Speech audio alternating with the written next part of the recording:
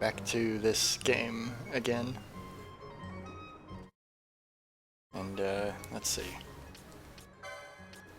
I don't plan to progress the story much at all this time. I'm probably just going to be running around and wandering around the countryside, doing side quests and getting levels, equipment, loot, stuff like that. So this should not be a very eventful stream, I think, generally speaking. I think it will just be, just random loot collection mostly. I guess I'll get the magic lore. Foe breaker.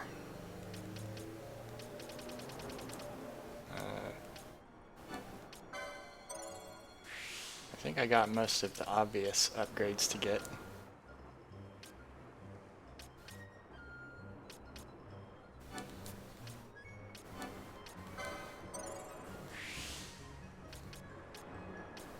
Okay. Unlock access to ribbon. More gambit slots. That's right. It's been a while since I've played, so I've mostly forgotten how the Shades of Black. This character doesn't have access to any black magic, I think. Or does Fred normally start with some access to black magic? I don't remember.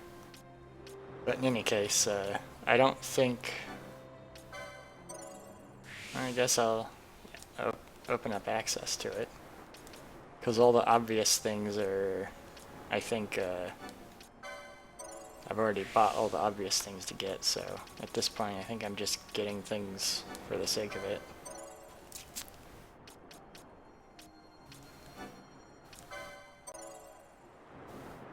Okay.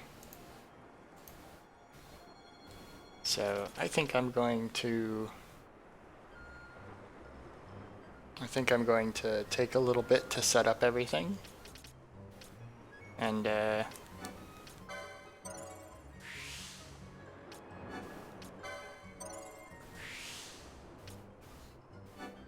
mostly focus on that for the time being. I'll buy the ribbon because ribbon is a good thing to have access to. I don't know if you could get multiple ribbons in this game, but I think ribbon is like the best accessory probably. I'm just unlocking random things that will be useful for sure to have at some point.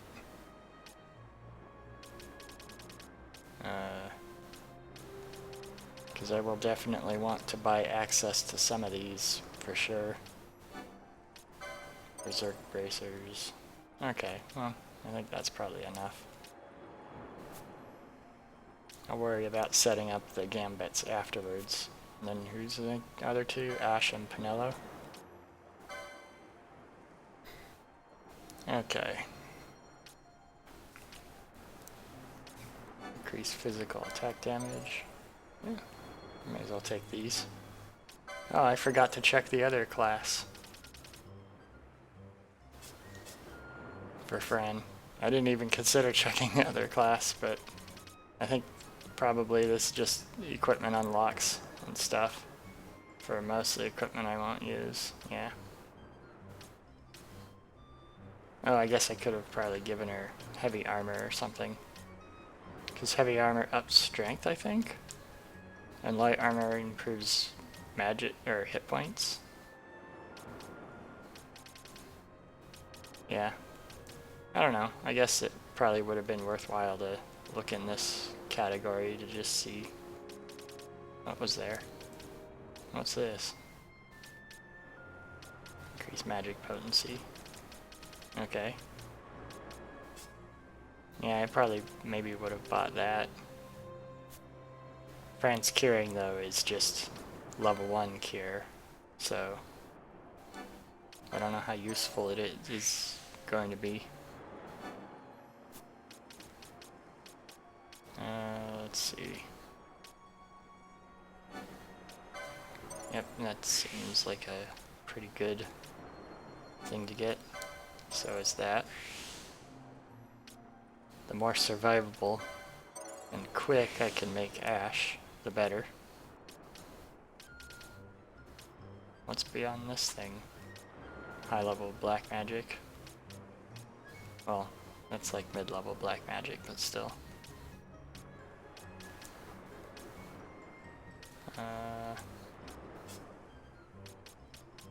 Okay.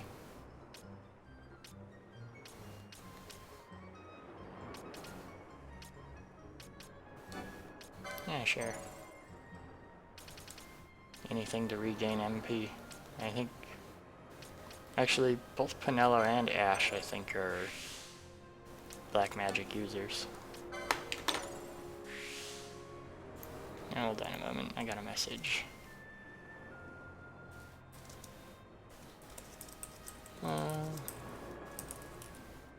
Okay. Anyway, it's been a while since I've played this, so I'm gonna have to think about what the characters were actually doing before. Not like it's particularly hard, probably, to figure this out, because it is pretty simple. What have I been having Ash do mostly? I think she has been a healer.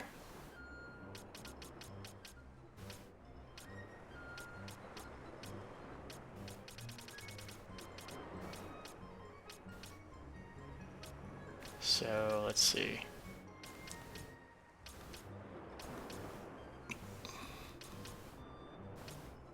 Alright, I have that double. I was thinking I should give her the ring that makes it so that, what, magic costs half the amount to cast. But then, I think Pinello has been more of a direct magic healer. But Ash is the one that I have the double all experience earned item. Well, Mystic Armor.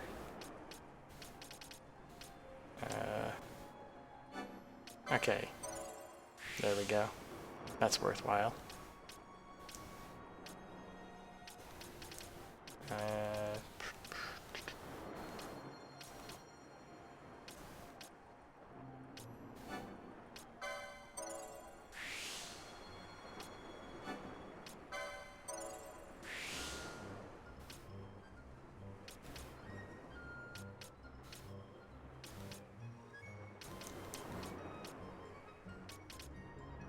Okay, so spend 30 points on something. What's that? Okay.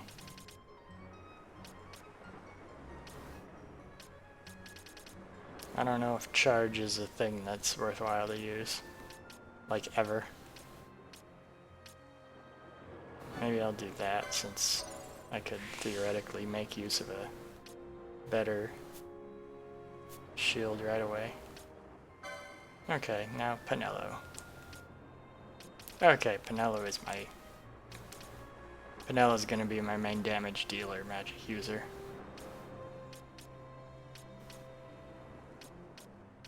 So since that means I'm going to have her be using magic a lot more, she's the one I want to have the Sage Ring equipped to. So I should look for where the Sage Ring is.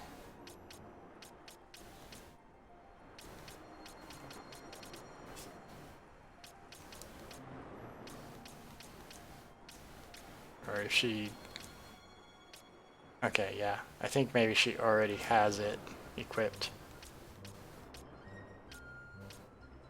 Well, I guess since I noticed that there's hit point up here, I'm gonna just go for that. And then maybe buy some more of this. Yep. Buy more access to attack magic.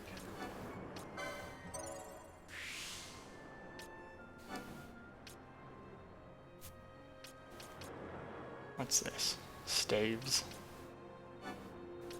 Sure, I'll buy access to better staves. Astrakhan hat. Whatever that is.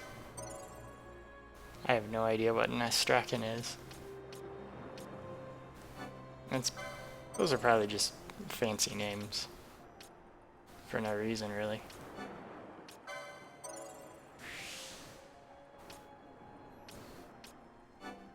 Oh, I have a Judicer's staff, apparently.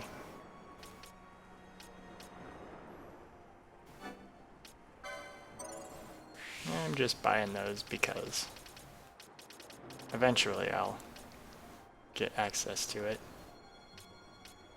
What was that? Laser clubs. And over here is a bunch of magic potency. I guess channeling would have been something to dig to and get. But I'll be getting that later.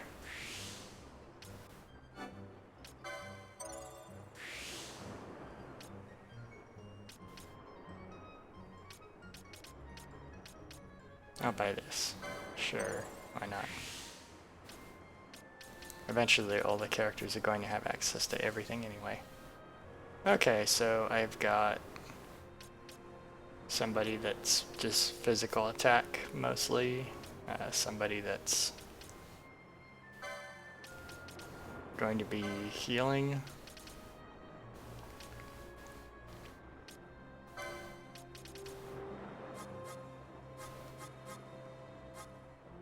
Okay.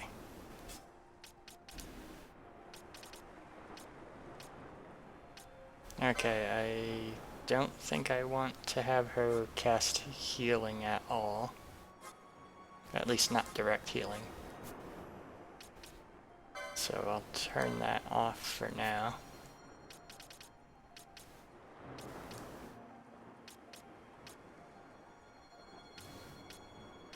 And let's see what foe targeting stuff I have. Because I did get access to more elemental magic.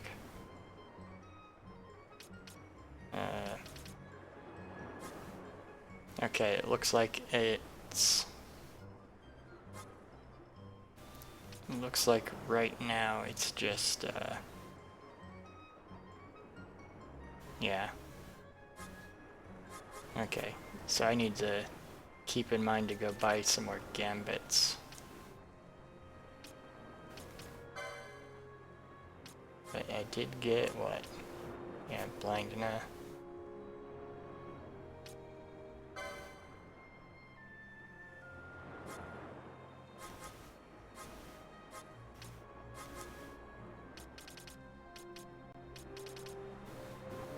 What? I thought I had Stona.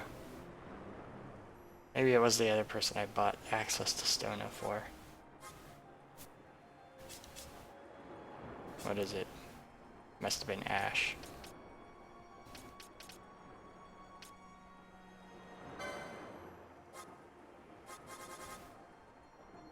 Yeah, it was.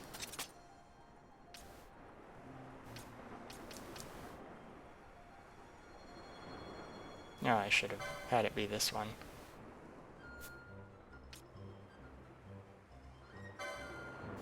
Okay. And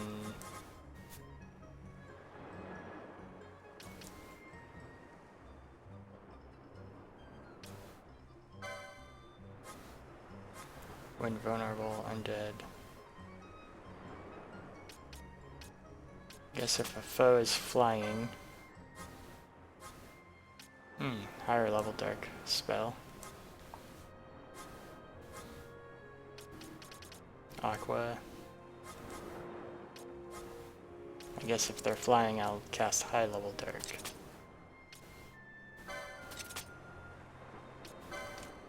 That way I don't have to worry about necessarily being not very useful. Okay. Gonna have to think about, do I want to go through this? I guess I'll turn this cure off. 2, because I don't think it's gonna be necessarily very useful.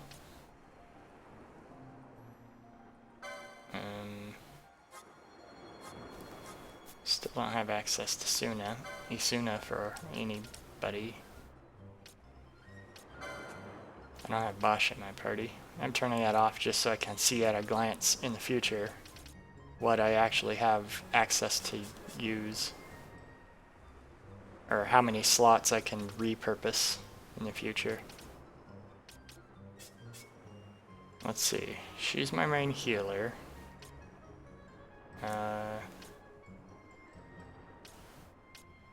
I guess since she's the main healer, maybe I'll just make sure she's protected and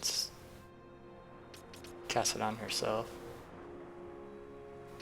Prioritize people being turned to stone. I think I'll reduce that priority.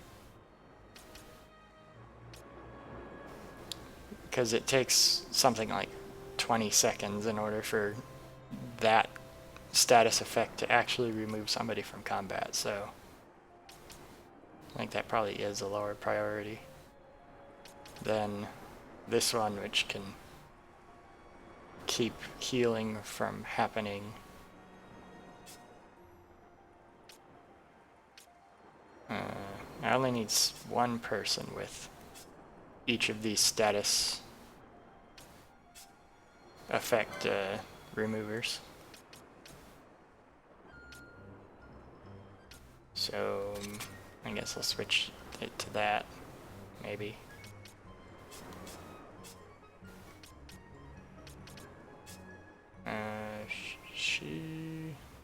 I don't think I need blind enough. That's the only thing she has access to in terms of healing. I guess I could have her cast haste. Oh, actually.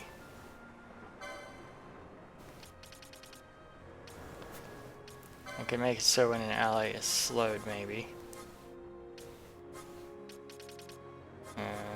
Oh, those are self.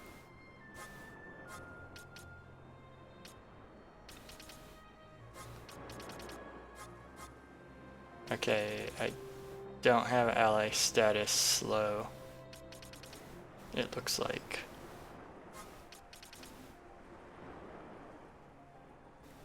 Okay, so I can't have her just cast haste if they're slowed yet. That's something I will be able to do pretty soon, I think, though. Let's see. Or that's something I should have access to pretty soon.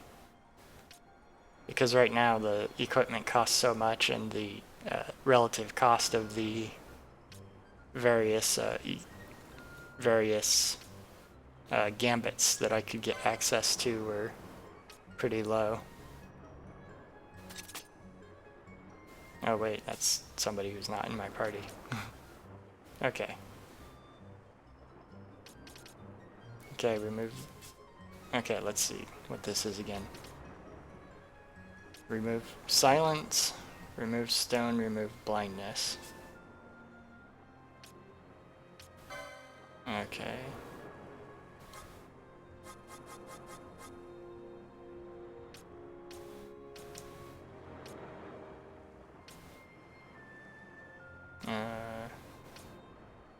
Remove sleep.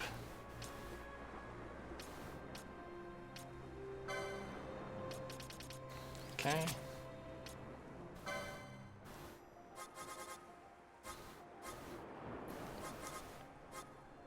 Okay. We have silence, blindness.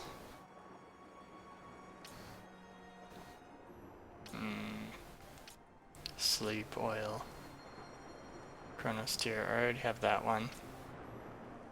Remove confuse.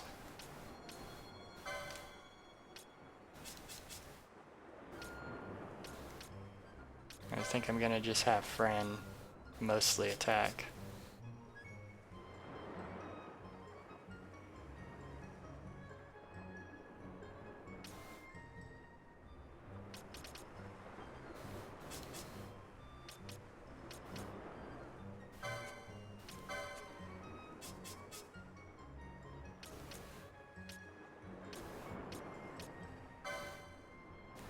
Okay.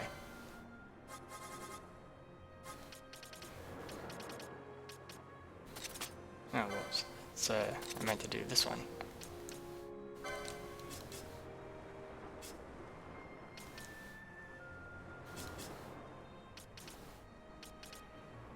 Okay, so Fran will almost exclusively attack. Pinello and Ash together will use all the curing and status removal effects.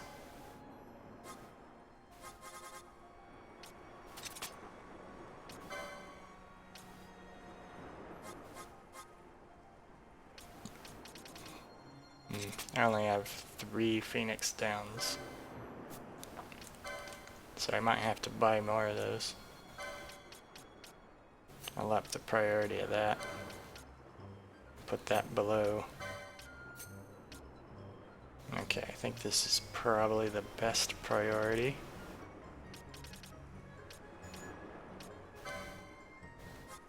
And I will...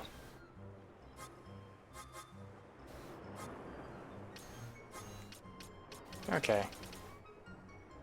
They'll use items to restore all magic.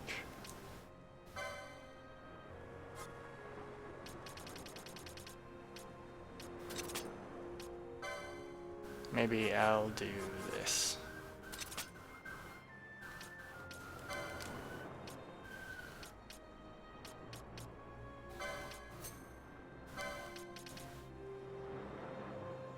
I'm gonna put that lowest priority maybe.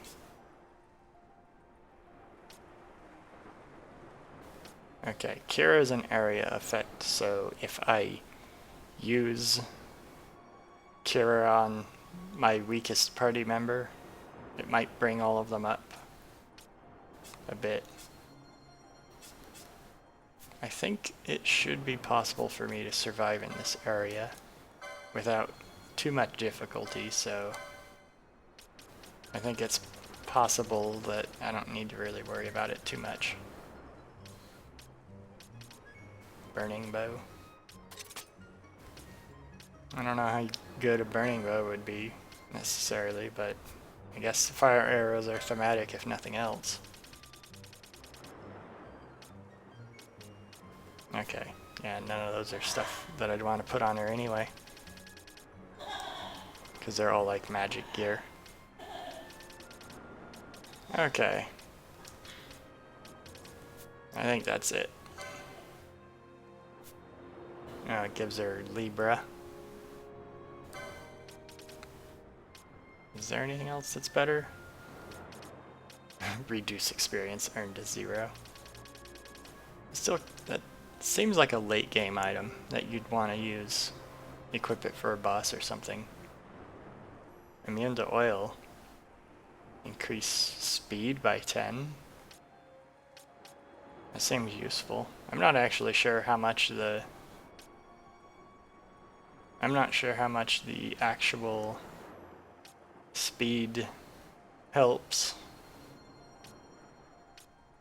That one ups hit points. I think I'll use that. If she's just a raw attacker, then that seems super useful. Oh, that's right, I had her equip the Sword of Kings. I guess maybe I'll let her have it, keep it still. I think that's the most useful sword item that I could equip to her. even though her strength isn't super amazing or anything. Right. The equipment that I could put on, I think, is something that another character's already wearing. But that's okay, I probably don't need any great equipment here to survive in the immediate future. Oh, yeah, I think I took the Sage's ring off of Pinello and put it on someone else, I think. Yeah, I put it on Van because he was a healer. That means I probably do want to buy one in the future.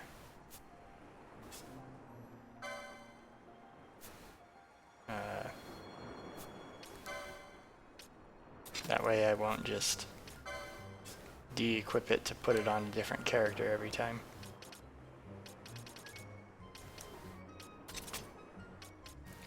Since I'm gonna have her mostly... Since I want to have her mostly be using her magic, then it would make sense to have another one. The dedicated magic users should probably each have those. And since there's only 2 characters, I've kind of determined her that. I think it doesn't make too much of a difference that I just de-equip one when I'm using them. Traveler's Vestment. Okay. Well, I guess nobody's equipment really changes all that much. Okay, time to wander around the countryside. Actually, I guess I probably save just in case. Because it'd be pretty bad to leave town and die unexpectedly and then have to do all that again. Let's see what the Sarah B step looks like.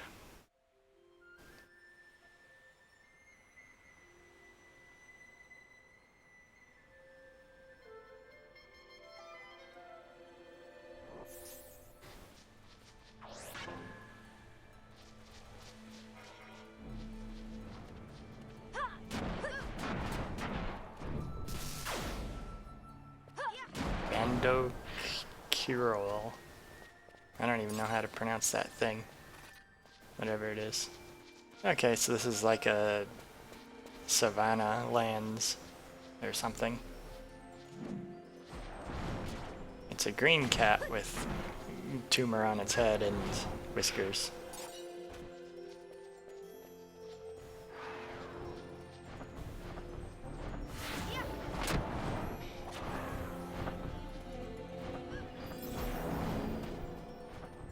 Wyvern.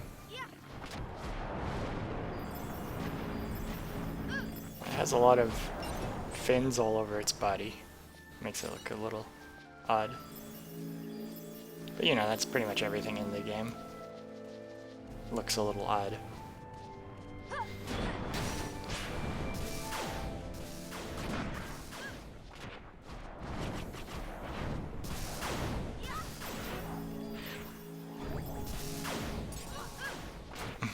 Wow.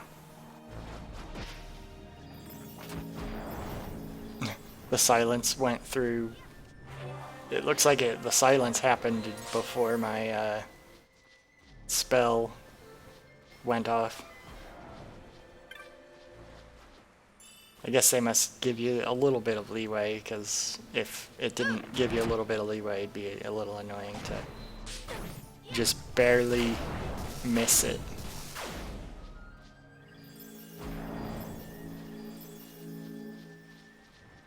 Okay, so it looks like the Cura restores about half of the health.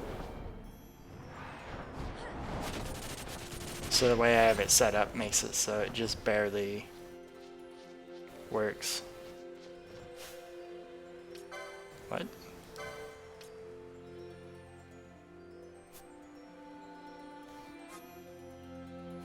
Does Pinello yellow have access to something? Okay, so sap is just a status effect I can't do anything about, I think, for my characters at this right now.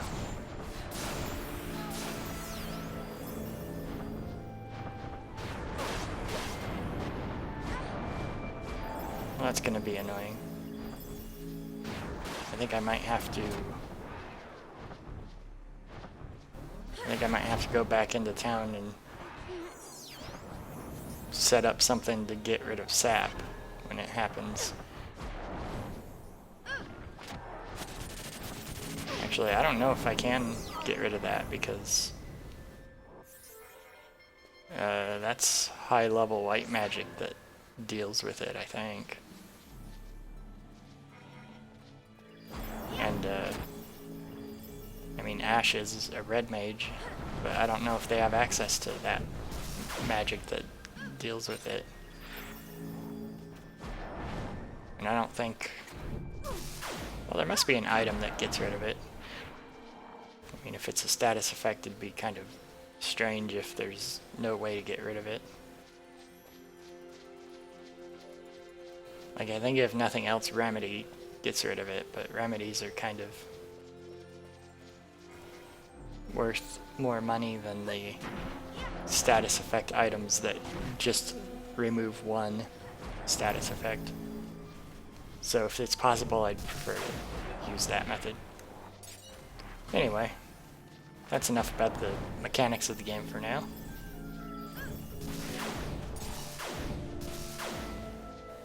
I do like the way that this area looks.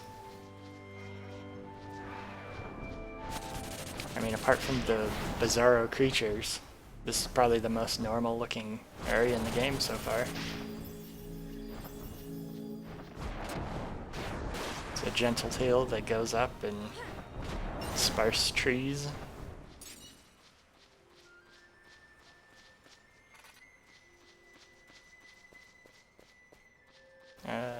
Right, I was gonna go back to town. I think I spent money. Yeah, I think I spent my money a bunch when I quit last time.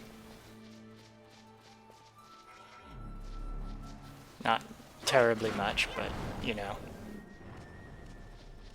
Most of it got spent, I think.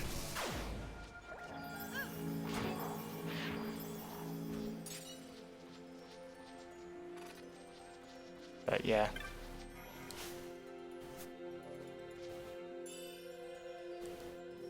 Not of rest.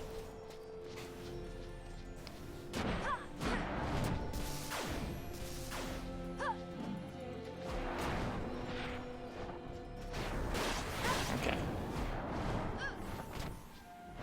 Actually, did I even sell loot? Okay, it looks like I did not sell loot probably the last time I was in town.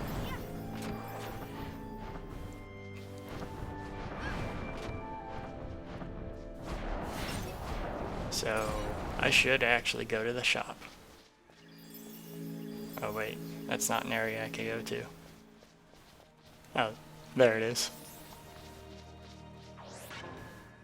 That's what I get for not checking the map and generally being pretty aimless in what I'm doing. Okay, well, this time I'm actually going to go there. And actually I should check out the bar, because since I'm just aiming to wander around randomly, I may as well see if there's any of the monster hunting side quests that exist.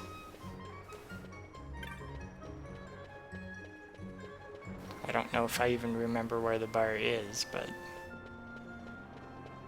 it'd still be worthwhile to check it out. Okay, I went the wrong way. That's back to the airport.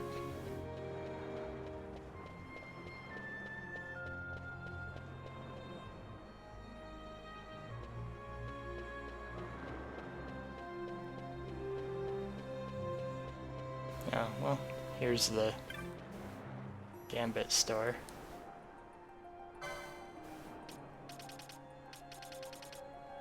This shop would benefit from having a buy randomly option. Buy 5 randomly, and then you just click it and it will. Let's see. What was the ally status effect I was looking for? I can't remember. But I will buy foe weaknesses.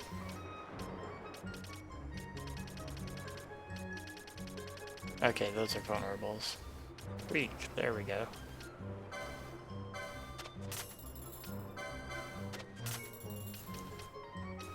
Oh, there is a dark weak. Okay.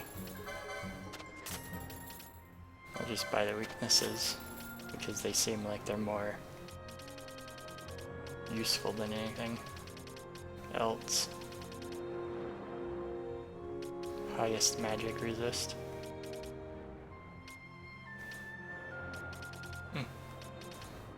Highest strength, lowest strength. I don't think any of that stuff matters much. Like if I construct a strategy based on to fight a boss or whatever. Oh, I already have the above 100,000. But yeah, if I figure out a strategy to use on a boss, then yeah, that would make sense to do.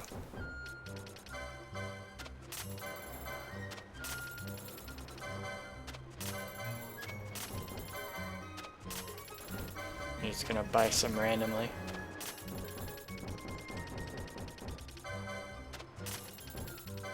Okay.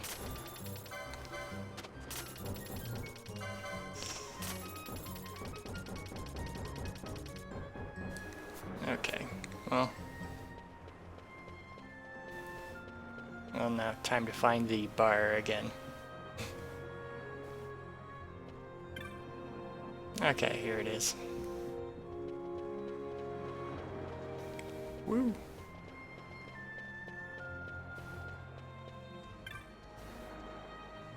The white cap. They always put those crystals outside the bar for some reason. I guess because they figure that, you know, drunk people or people looking to drink are probably they're probably gonna enjoy sparkly things. Okay, so there's 3 of them. Let's see, Mind Flayer. Land of the Gareth. Okay, that's kind of far away, so I don't think I'll be talking to this guy for a little while. Yep. I think this is the second guy that's down there somewhere that's asking me to do a hunt for them. I don't know why it's only available now, when I'm on the other side of the world, basically. Because that guy's across an ocean on the other edge of a continent, so the fact that his request got posted all the way out here is kind of amazing, but, you know. Okay. Yes, I will go and speak to the petitioner. He was saying that his caravan, or his trade goods delivery, was being interrupted, so... Well, that one's closer at least. But all of these are just posted to every town. I plan to travel home through the Sochin Cave Palace, but a terrible creature bars the way. You know, in the time it takes me to go down there and actually clear that place out, you could have probably just go around.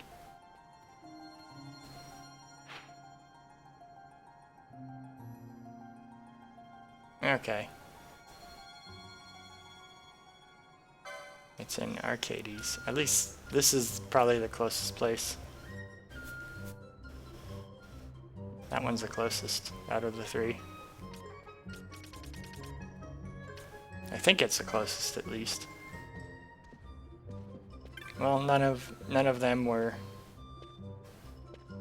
ones that are actually in this bar.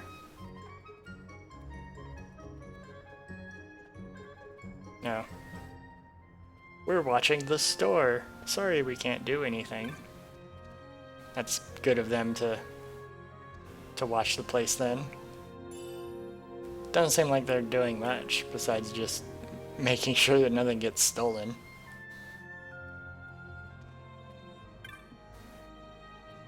Let's see, that tall one sitting at the window with the ears. That Vieira? Yep. There's also one standing right next to you, but yeah. What do you say? You have the look of one accustomed to travel. Tell me, when humans are attacked by monsters, do you stand and fight, or do you flee? That's kind of a random, semi-insulting question. Oh, this guy's drunk, I guess. That Reddish used to drop in and throw a cup back with the boys. Yep, Reddish is busy. Pirate gossip. A pirate that just spreads gossip. That's, I guess, an interesting character name. There's a strange fellow who used to come here, though I haven't seen him lately. He was an odd one. Kept talking about defeating some worm out on Cerebi Steppe, but I heard all he does is yell at windmills. Pity the man that rides with him.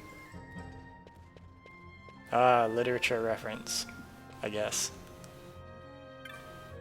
What do you say? Do you sleep well, friend? My dreams are troubled of late. Perhaps I am not well. Okay. I think those two are people that give you a quest later, but I'm not far enough to actually have them ask for it yet. Let's see. Scary place this, what with all them sky pirates and sea pirates running about. Makes a man afraid you're running onto this business. Okay. Wouldn't sky pirates and sea pirates not be running? Like, one would be flying and the other would be swimming? Or sailing? Oh well. Okay, so it has been a while since I've played this. After I finish with my shopping in the town, I think I'll probably briefly talk about what the plot is so far in the game.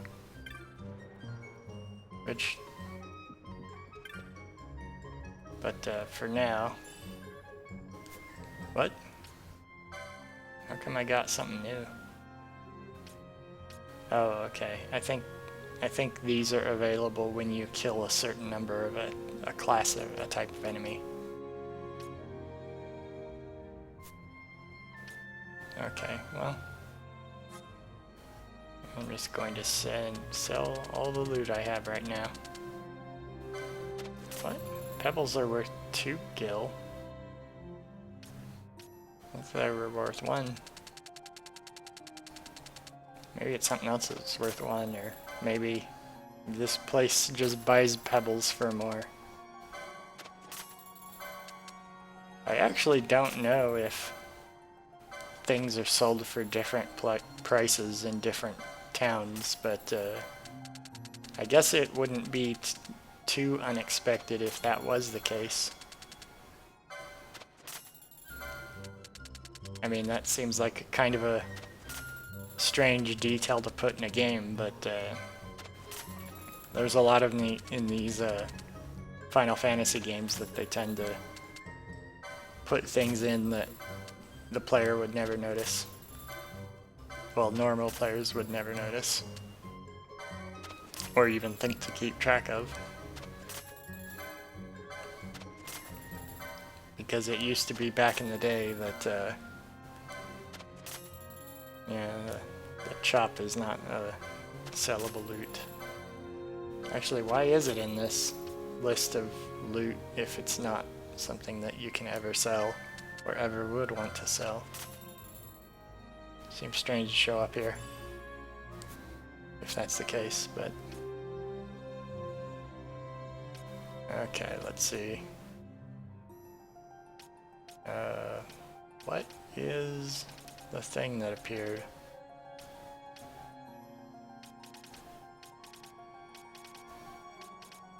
I think the back harness appeared. Did that? Warped blade.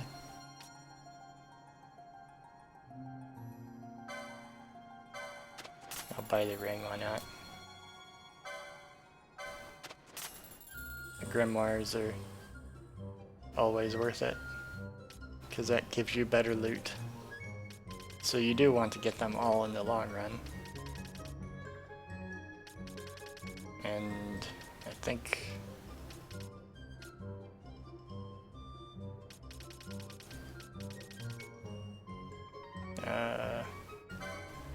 yeah, that's the one I want. Because it gives me a bunch of Phoenix Downs. This one also gives a bunch of Phoenix Downs, but I think I want to actually see if I can get any better equipment. Okay, I already have that. The Sword of Kings, I don't think is something that Ash is ever going to be upgrading out of, because that's the best. Right, those are just regular weapons. You sell different ones? Okay, these are armors. I may as well look at them.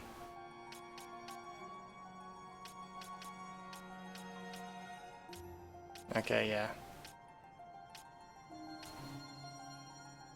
Power vest. I guess it does say that it's better than the current thing that I have equipped to Fran.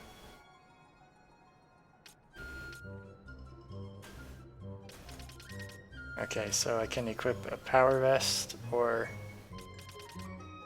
a barrel coat. I guess I'll buy the power vest because it looks like it is better.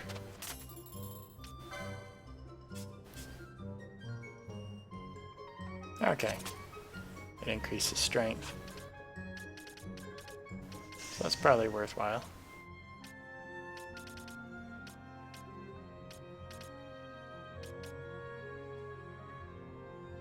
Okay, so I guess I'll give her the chakra band. Okay, that increased strength.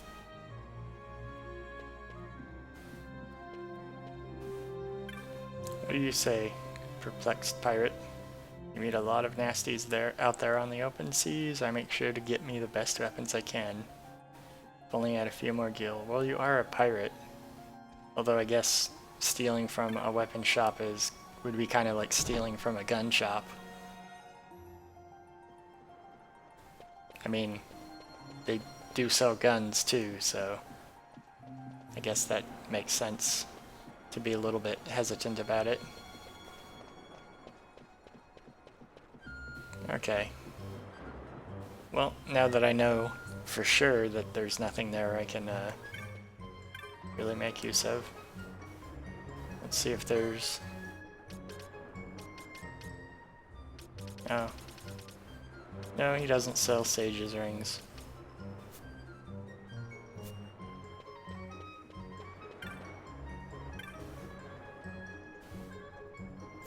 I don't think there's any gambits I necessarily really want.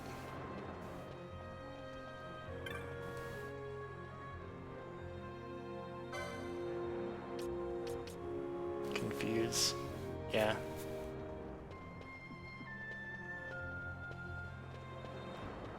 Okay. Yeah, I guess there really wasn't much. I mean, improving the damage output of one of my characters is probably worth it.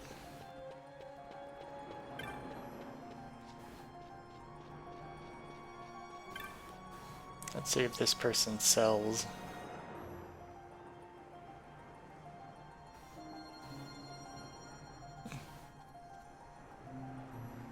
Oh wow. I guess these are the merchants that were in the outside the temple where I got the Sword of Kings.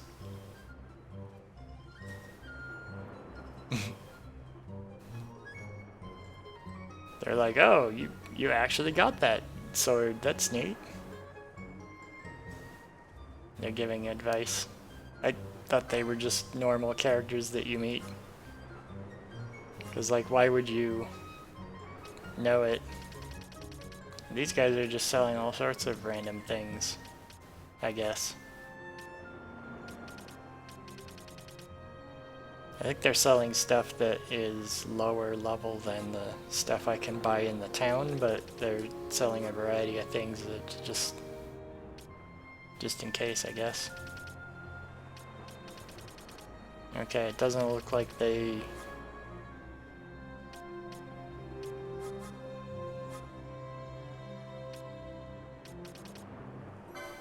I guess I'll buy Rays, because I will eventually use that.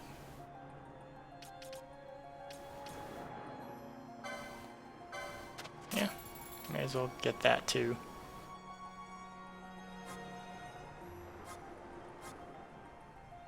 Loot.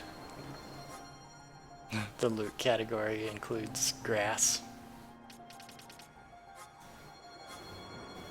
That's so I can feed it to the chocobos and ride them around. Because, you know, those birds with the... These birds with the sharp beaks, of course they eat grass. Because, you know, a bird like that, you think, of course it's an herbivore. Right? Yeah, of course. Okay, now I'm going to set out for real this time. And I'll just hope that when I get, I'll just hope that I don't suffer from sap too much or too often.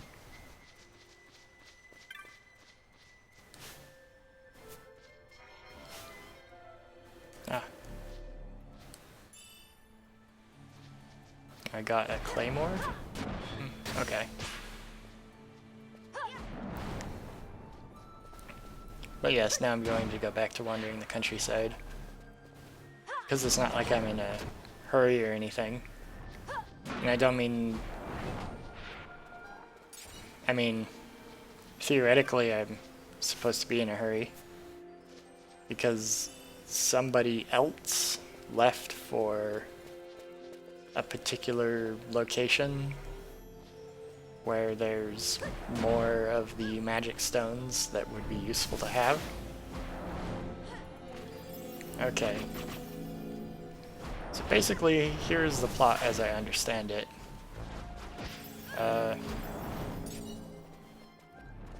The empire that exists is, there's people in it that are interested in collecting magic stones.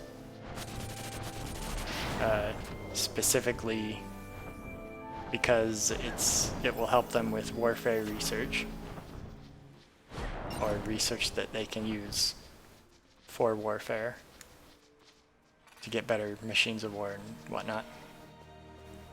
And the empire the kingdom that these people belong to, that Ash specifically was the princess of, that kingdom was something that I should have... I don't know of any way to change who my party leader is besides that. But anyway, Ash's kingdom got taken over by this empire looking for the stones. Theoretically, I guess, because they were looking for the stone that her kingdom had. But it was hidden, during which time, about a year later, when somebody showed up because he wanted to look for it, I think, the main character of this game ended up finding it, and Van found it when he broke into the palace, or snuck in. And then he tried to escape with it. And then all of these people sort of realized together that, you know, that's what they were looking for.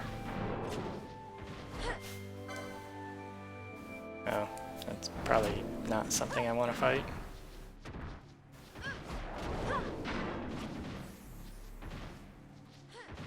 Oh. Guess maybe it is something I could fight, but it has so much hit points.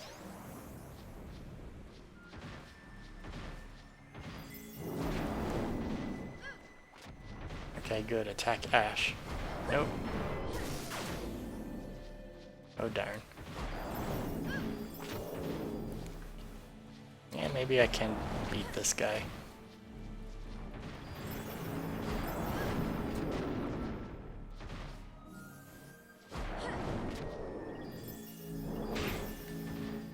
But, anyway. So now these people have been running around with one of the magic stones and trying to figure out how to negate the Empire's super weapons with a super weapon of their own. And since the Empire is full of inept people, they can repeatedly escape their captivity, and they can break into their top secret research labs. And I guess it sort of makes sense because the Empire's kind of having an internal power struggle of some kind. So it's not completely ridiculous that this is what's going on.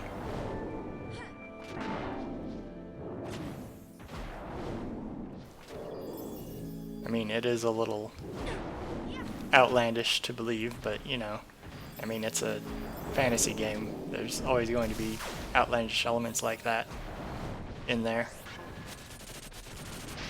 But anyway, the person that's the head researcher at the lab, after my characters found him and, you know, beat him up for a while, he laughed at me and then ran away and said it was my plan all along. Meet me at this other location where there's another magic stone. And then he ran off.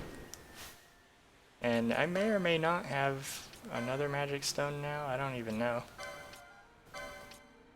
I know that we have one of the magic stones. Yeah, we have this one. Dawn Shard. I guess... What was the other one? I guess we went to the lab because we were going to either destroy or steal the other magic shards we knew were there, but I guess the guy I fought in the lab had the magic shard with him and he ran off with it, so I wasn't able to destroy it. But he taunted me and then left the capital so he could go to a forest on the other side of the world that has another one of the magic shards. That he specifically told me that he was going there, and he flew off in like a robot helicopter in order to get there. So it's something that he had no reason to behave that way, but he did anyway.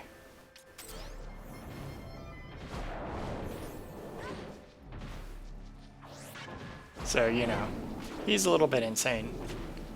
Also, there's like a ghost of some kind that is giving him information, like go here and do this, that kind of thing.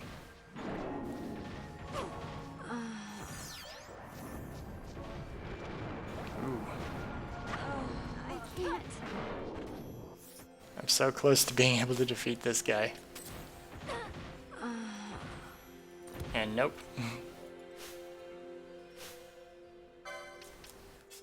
I guess I'll just put these other three in the party temporarily.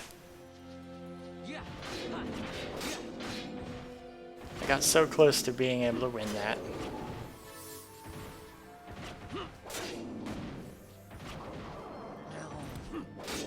Oh wow. There we go.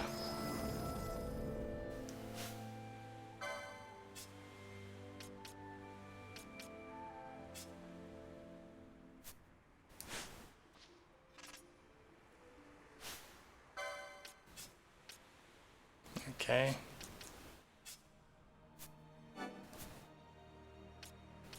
Oops. I'm just going to do that to make them revive them.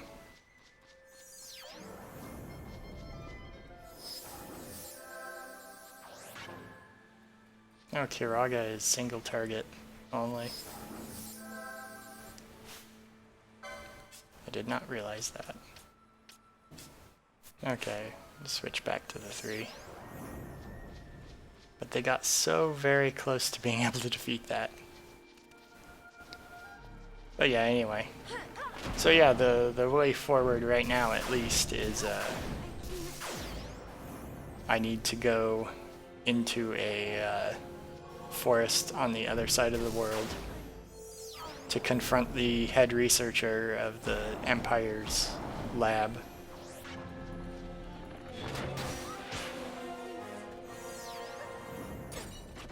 Okay, I think I need to run away.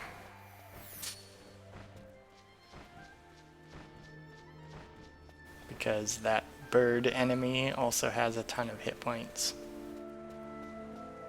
And I'm completely exhausted in resources.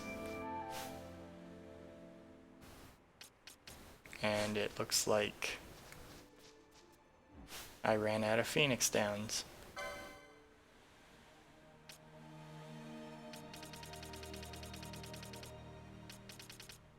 Yep, I completely ran out of.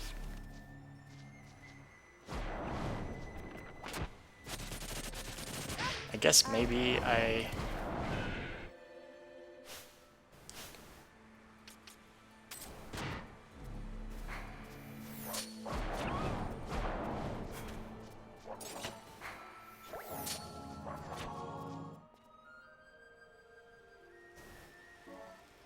Well then.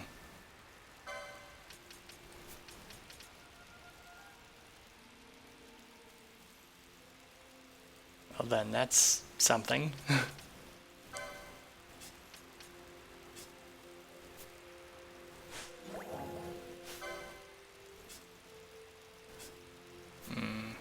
That's not what I meant to do. What I meant to do was... I think he has access to raise. Yeah, okay, he does. Cast raise.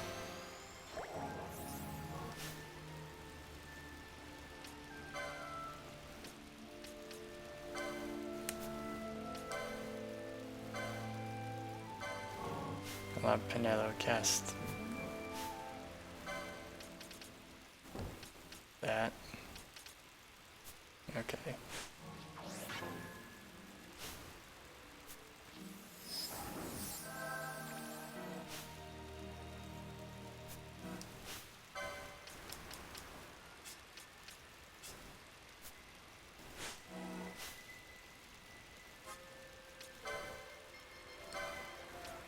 Okay, well, anyway, so that's generally the whole plot, is just that.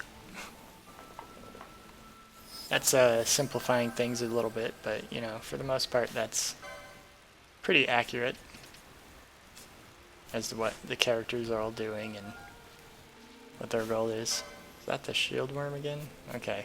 Apparently that's just a normal type of enemy to see out in this part of the world.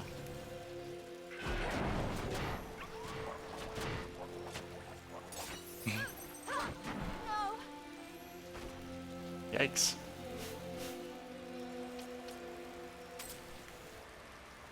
I'm gonna head back to town and get more Phoenix Downs, I guess.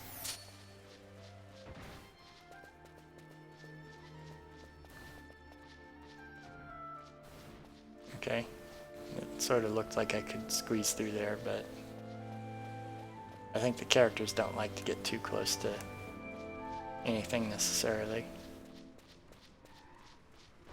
Well, actually, I know that because there's jail cells and fences and stuff that they consider impassable obstacles that are pretty weak looking, just as a general rule. But yeah. Anyway, since I'm exploring these locations that I haven't been to yet, I'm mostly not going to be, I don't think I'm going to be progressing the plot at all today. Which, you know, is sort of what happens eventually in these RPG games. Because a lot of them, for a while, especially if you do what I've been doing and swapping out characters that are low level, I end up hitting areas where it's hard to progress much at all. So it's something that, you know, was bound to happen eventually. And they're giving the whole spiel about getting the Sword of Kings again. And he's saying, be careful when it rains, because elementals will harass you when it rains. Okay, well, I'm gonna buy some Phoenix Downs. That's a good amount, I think.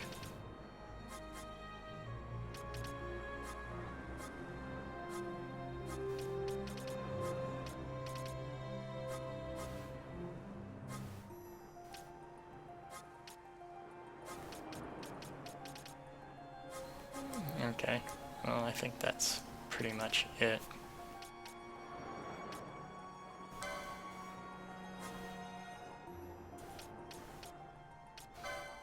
Anyway. Sell the pebbles. Okay.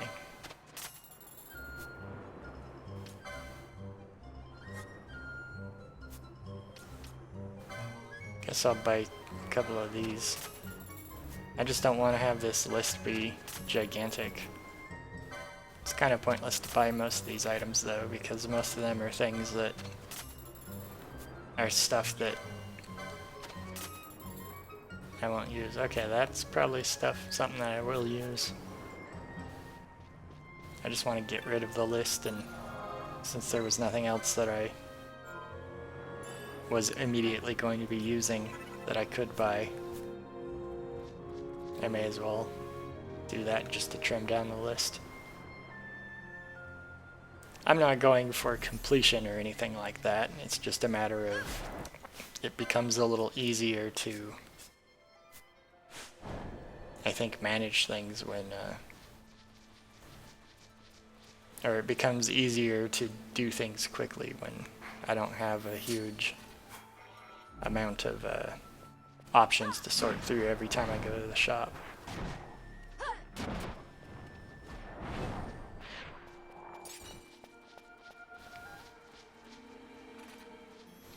So let's see. And as for the world map, okay, this place connects directly to that other place. For some reason I thought there was yet another location between these two. But I guess these places are more packed closely together than over here, where there's this huge gap between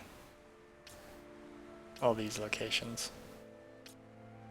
They probably designed all these, they probably designed the world map like last or something, after designing all these different locations to visit. But yes, this is where I need to go. The guy that was up here said that he'd go down there. Which, you know, the way this is, it looks like this is 2 continents away. So it's pretty far out there. I think that's the fringe of where the 2 empires are declaring war on each other. Like, I don't think either of the 2 empires that are said to exist have much of a presence down here. They have a presence here, but that's like, I got the impression that that was supposed to be their fringes. So this random guy leaving by himself and he doesn't have any Empire soldiers with him, or at least not a huge army. Kind of makes sense. It doesn't necessarily make a whole lot of sense why he'd want me to follow him, but, you know, that's... If I didn't follow him, then it wouldn't necessarily... I wouldn't necessarily have anything to do for the plot to continue. So I guess it's the standard villain undermining his own plans kind of a character thing.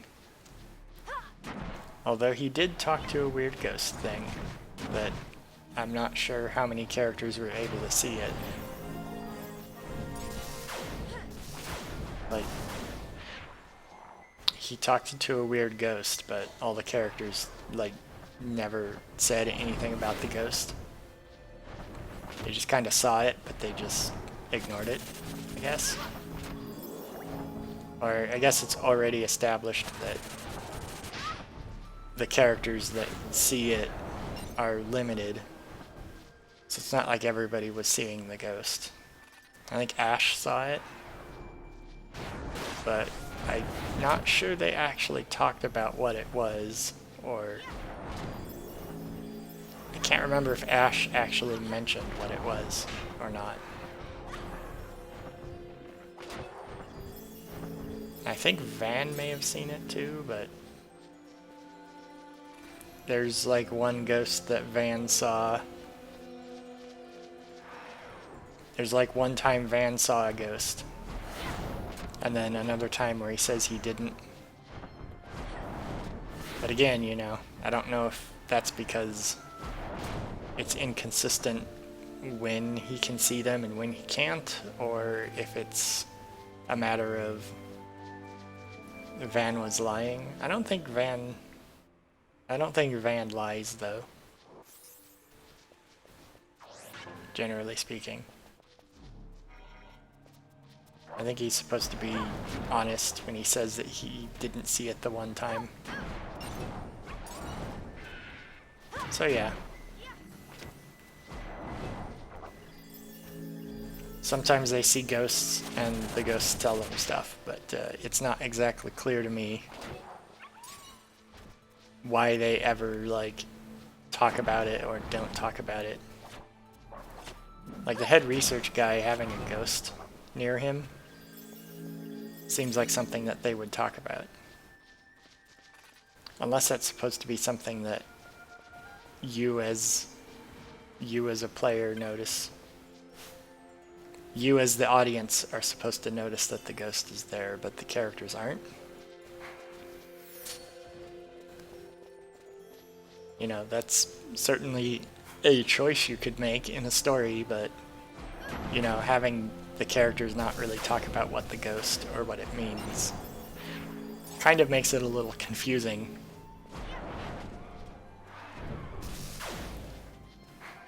Like, who knows, maybe they did say something about it and I just forgot. But I don't think they did. And I think if they did say something about it, it must have been only briefly.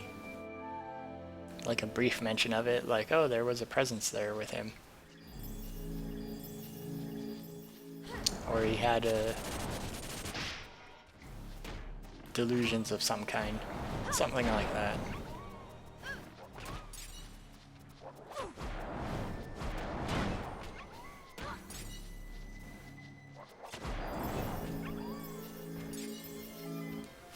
I think something I will do though here is adjust my healing to make it better. Or trigger sooner so that I can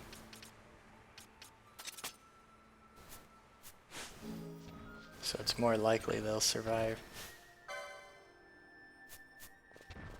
Like giant turtle, adamant titan. I think that's another rough or tough enemy. That might be a hunt enemy actually. I guess I'll check.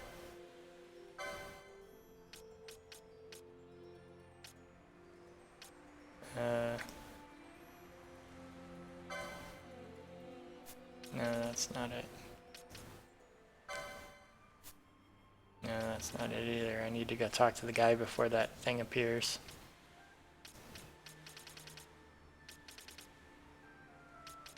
Actually, no. None of the stuff in here is going to be something that's... Because I just got access to this area and nobody was new to talk to. I think hunts will only be unlocked for areas you've been to before. So yeah. It'd have to be both a new hunt and it'd have to be one I just got, so... I think that's just a normal enemy that's a lot tougher than normal. Which, I'm probably not... Well, I guess he's in my way, so I guess they'll at least run up to try to attack it.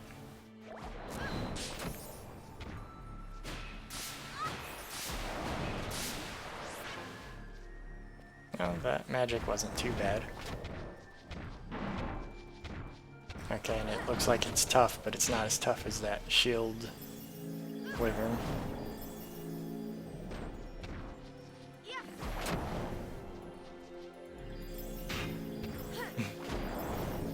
Okay. Who put these chains on its legs?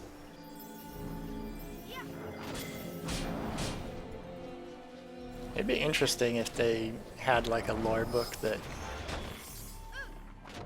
Or what if it was like this is where they get rings? You know, big metal rings and chains. There's just a creature that develops them through some natural means. And in order to get stuff like that, you just kill the creature and take it. Like that would make for a potentially interesting setting. Where they have things like steel girders and, you know, heavy objects. Stuff that's like you wouldn't expect it in a fantasy setting, but they don't actually like manufacture those things. They get them through some situation where the animals just grow that stuff naturally, and then they go out with their Stone Age technology mostly and kill them or fight them, and then, you know, that's how you actually get access to those materials. Like, they don't mine ore from the ground. There's creatures that they just get ore-like materials from, or they just get the refined materials from, and then they use those with no manufacturing process. They just use those raw materials from the creatures they get to build things out of. I mean, that's how clothing works, so... Or that's how clothing used to work. You'd get animal pelts. You'd get like, you know, you'd go out and shave a fluffy creature and then take all its fur and then weave its fur together to make clothing. So like if you had a world that had creatures that had steel skin, or, you know, had like protrusions on their body that were rings and chains and stuff, then, you know, it would certainly be a very different experience. But I'm not sure that that's supposed to be the nature of the creatures you encounter in this world. It'd be interesting if it was, though. I mean, imagine if it was like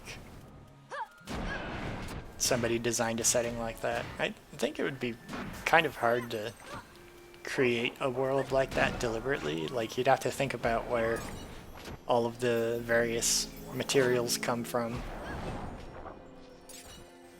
Like, if you just got some of your blades by just like if there was a giant monstrous porcupine or something that had a bunch of blades on its back, you could just have a strong sword be the quills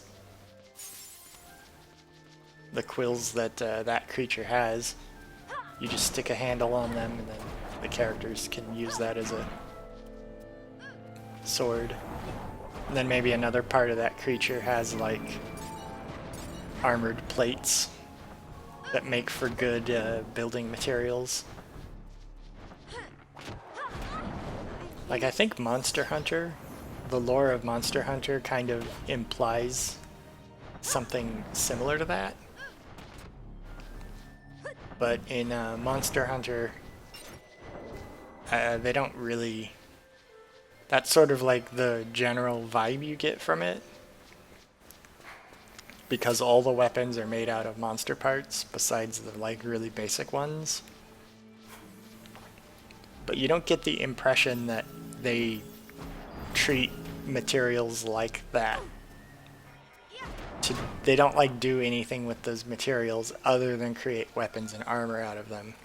They don't say like, oh, we need to build a, you know, you never get the impression that I want to build myself a house, but I'm going to need some monster parts to do it. Probably because it, you know, it'd be very difficult to create the lore of a world that would it would feel odd for a world like that to exist.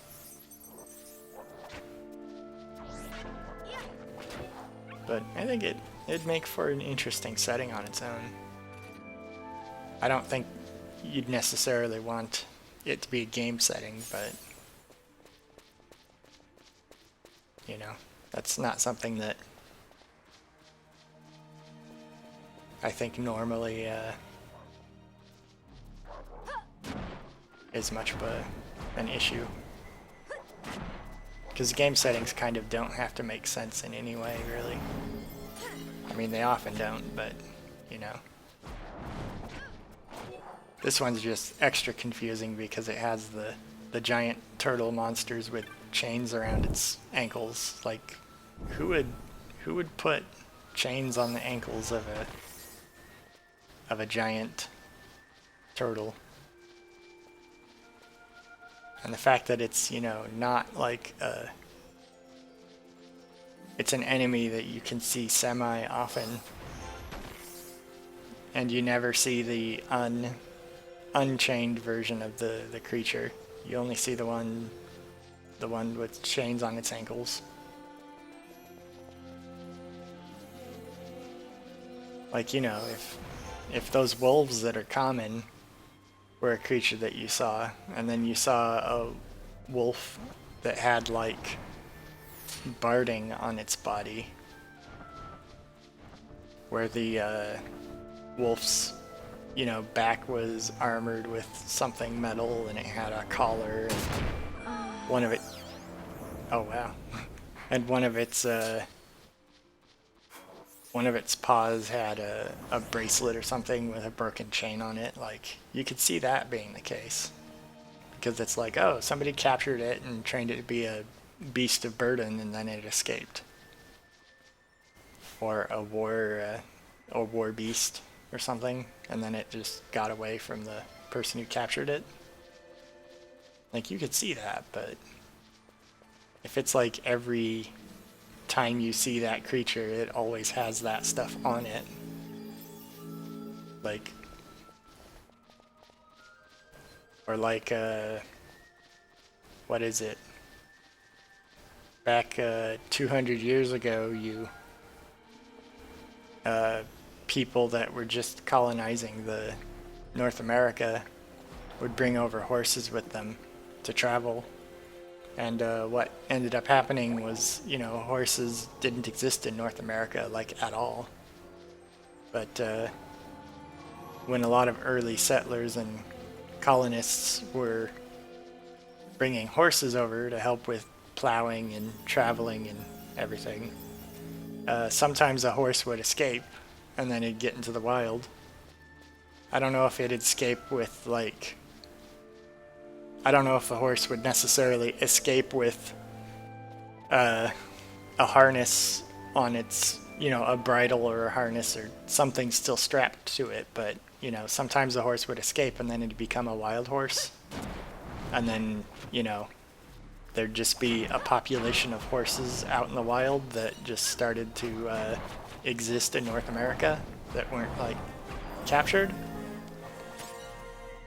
So if you're out in the wilderness, back then, it could be that you might see a horse that had something strapped to its head, potentially, but it was like out in the middle of nowhere. And then you'd also see it mixed in with horses that were not like that.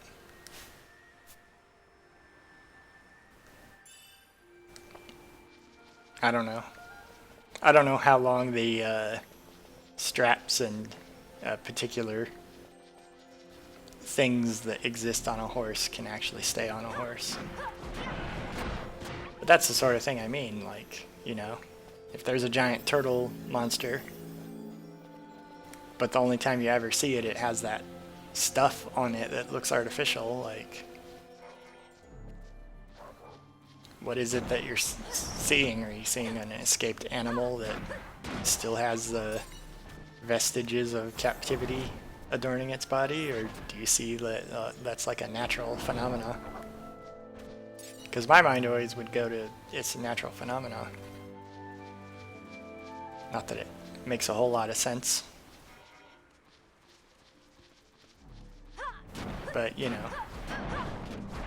it makes the most sense to me out of all of the options that are available.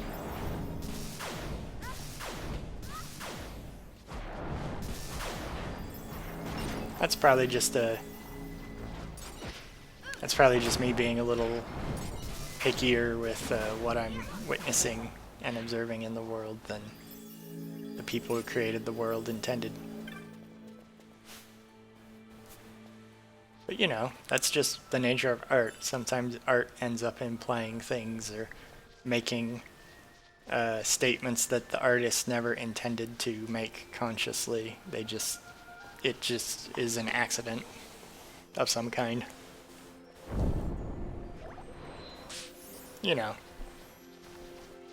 So that sort of situation can crop up with pretty much anything. Like,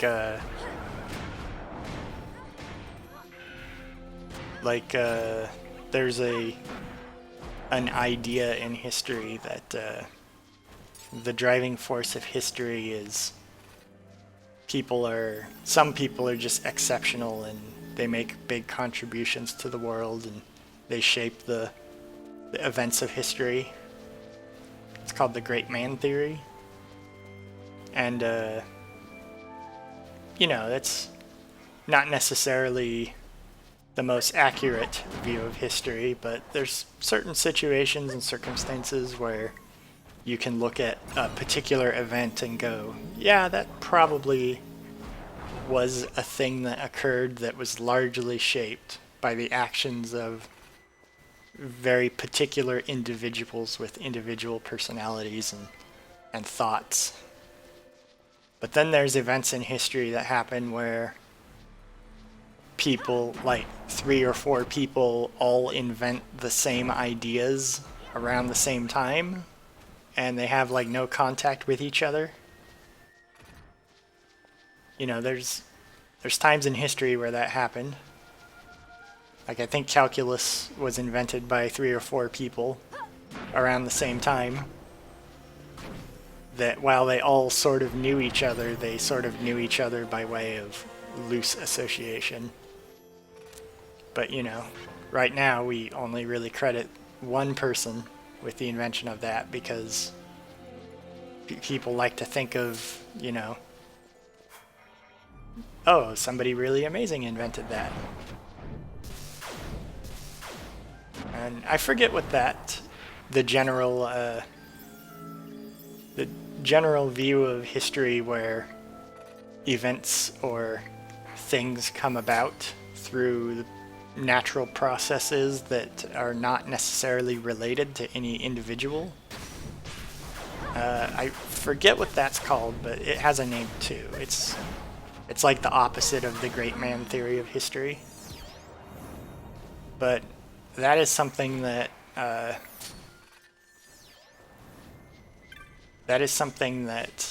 is naturally like its opposite. But the reason why I talk about that is that in fiction, a lot of fiction generally sort of implicitly supports the great man theory of history, especially if it's like fantasy fiction of any kind, because fantasy fiction always like concentrates on one person's actions saving the world, or one person's actions causing or preventing apocalypses, and you know, it isn't of course a conscious decision that is made, that somebody is like, I'm going to write fiction to sort of implicitly support this idea that a random great man, you know, impacted the flow of history. Like, I don't think that's what people set out to do, but it's something that a lot of fiction sort of implicitly supports by the very nature of the fiction being you're concentrating on one individual and, you know, either lauding them as a hero or a villain. And you're making their actions have meaning, you know, because you want the events of the story to have meaning. You know. So stories kind of naturally fall into the idea of the great man of history, you know, supporting a narrative like that. Like, the narrative of this game is about how these random collection of people are eventually going to win out against a massive empire and prevent it from conquering their land. So, you know, it's along those lines too. I mean, the only other alternative would be the characters run around for a while and do some stuff, but the real change was brought about by a collective movement of, you know, thousands of people each contributing to a cause with no leader, with no centralized leadership. Like, that's the only real alternative I can think of to oppose the great man of history sort of narrative. And, you know, that if that's what the story ended up being, then, you know, a lot of people would be kind of bored by it. That'd be kind of a boring story. If you, like, run around all this time and then it turns out that the plot is resolved by everybody who stayed back in the city and didn't do anything. There's probably other ways to subvert it, or, you know, there's probably other ways to subvert it that would be satisfying and interesting, but I can't really think of any.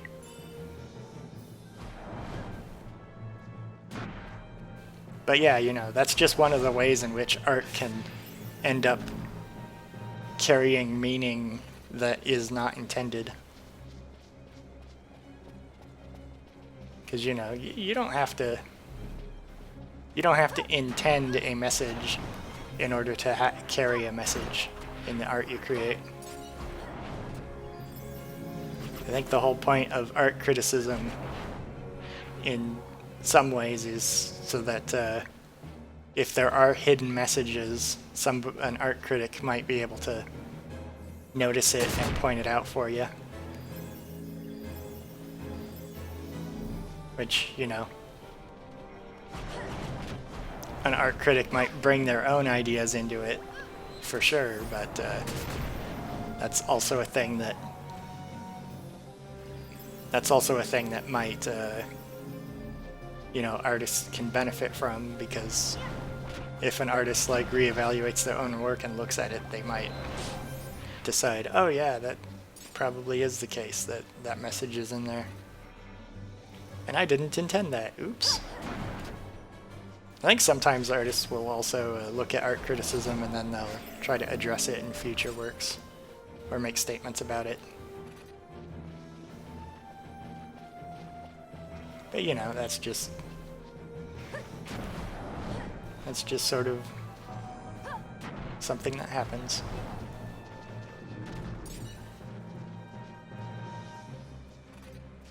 But yeah, it'd be interesting to see. I always think it's interesting to see art criticism every now and then for that reason. But like, hey, is there a hidden message in this that you're sort of exposed to just by the nature of watching the media? Which a lot of cultural norms and practices are kind of, a lot of the ones that are especially pernicious tend to exist in art, and they are uncritically presented. Which again, you know, is the whole point of art criticism, is to draw out those uncritical presentations of pernicious cultural ideas that can exist in art. Like, the only other clear example I can think of something like that pops to mind is like superhero stories tend to fall very heavily onto the great man history side of things. Which, you know, this individual, they're the one that matters. That kind of thing. The only thing that can stop a bad guy is another buddy who's also special, that is just a good guy. And that's like the message of pretty much every superhero movie ever made. I think maybe the only one that might be counter to that is Watchmen, when that got made into a thing. But Watchmen was, you know, I think it's pretty universally agreed that the Watchmen movie was kind of fumbled a bit, where the person who made it clearly didn't understand the source material at all. But you know, that's like just a general criticism of all superhero movies.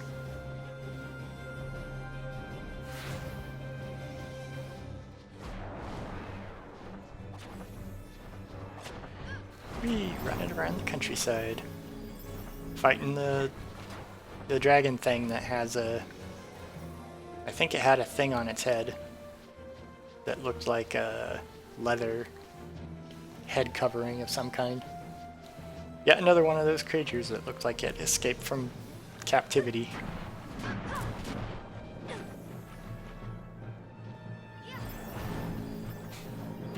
I like these weird horns on a frog.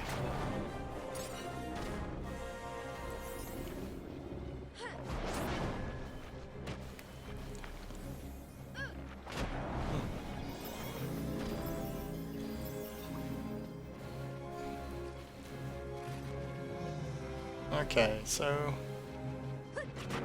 now I'm back in this wilderness land in the Chaita uplands, or whatever it's pronounced like.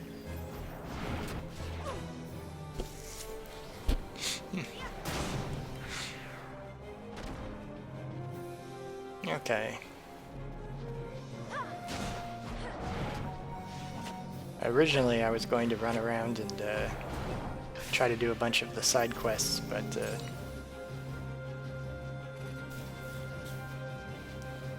took me a little longer to leave that particular sub-area than I expected to. Or rather, area.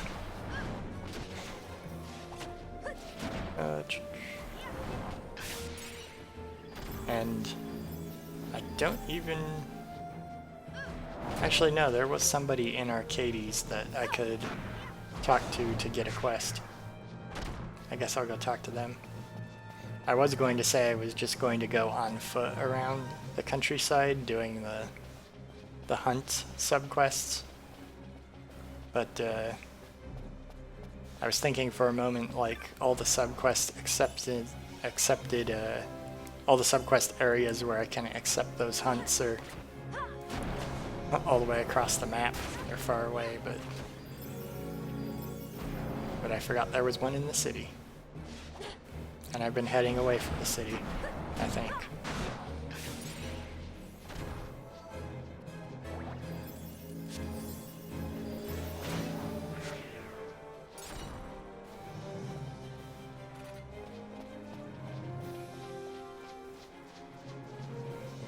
Okay. I don't exactly know where the city is located, but I think it's sort of back the way that I came from.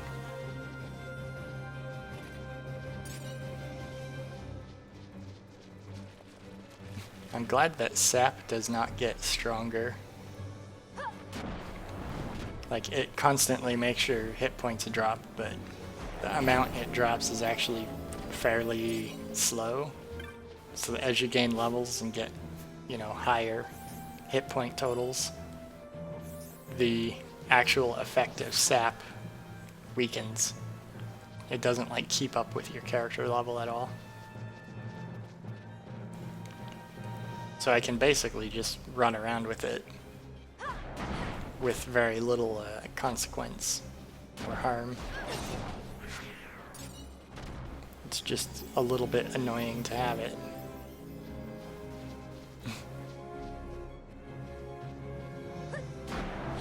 Actually, if everybody has it in my party, I could pretend I'm playing an arcade game.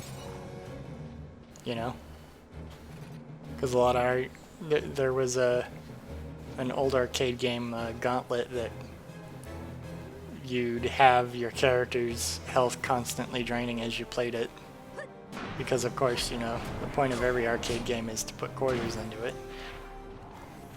So if you had 500 life or whatever per play, and your life was constantly draining, that put a time limit on you automatically, which in the game theoretically was mitigated by you picking up food items that restored your health, but in actuality it was just you had a time limit that you were constantly under the threat of.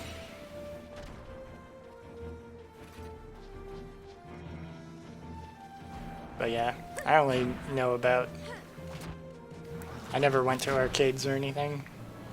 Or rather, I did go to arcades sometimes, but I don't think I ever played that particular game. And I think it didn't ever appeal to me. But I've seen that game in collections, and, you know, the button to insert quarters is basically the only real reason you can get very far in that game. Because the game is completely not designed to have a very survivable experience on one quarter. Which, you know, sort of the whole point.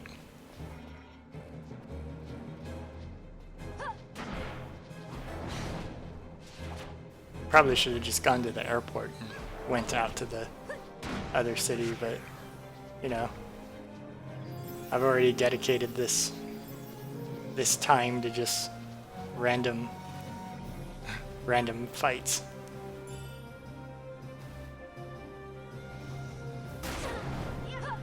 So yeah. Anyway, it has been a while since I've done this too. So I figured that I would have more to say about it. But I think it's kind of hard to say much about the random encounters that you get because, you know, again, after a while you kind of see what most of the enemies sort of look like.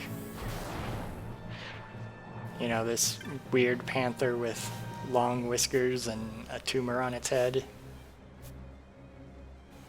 I've already seen that creature several times at this point, and the fact that they're different colors doesn't really add much to comment about them. And I've already seen... Okay, this goes back the way I came from.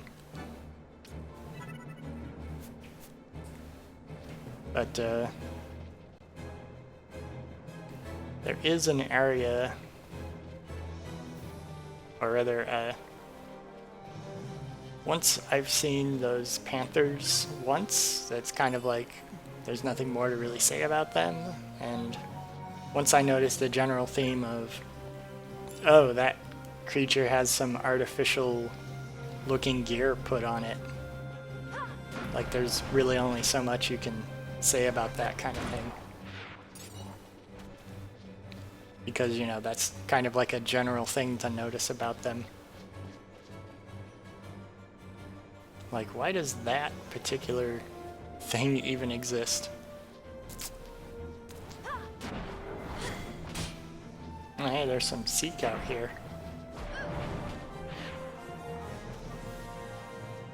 It is weird that they have this mechanic where you can find...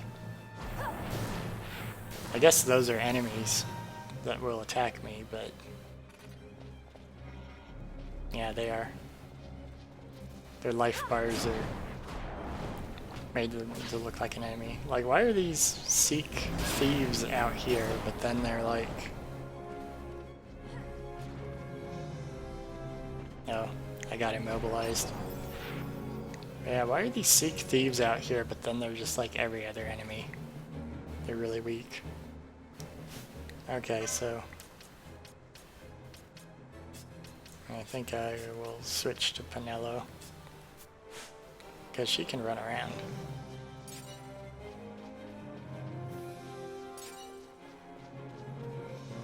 It is weird that they have sometimes on some areas, very rarely, you'll see other people running around.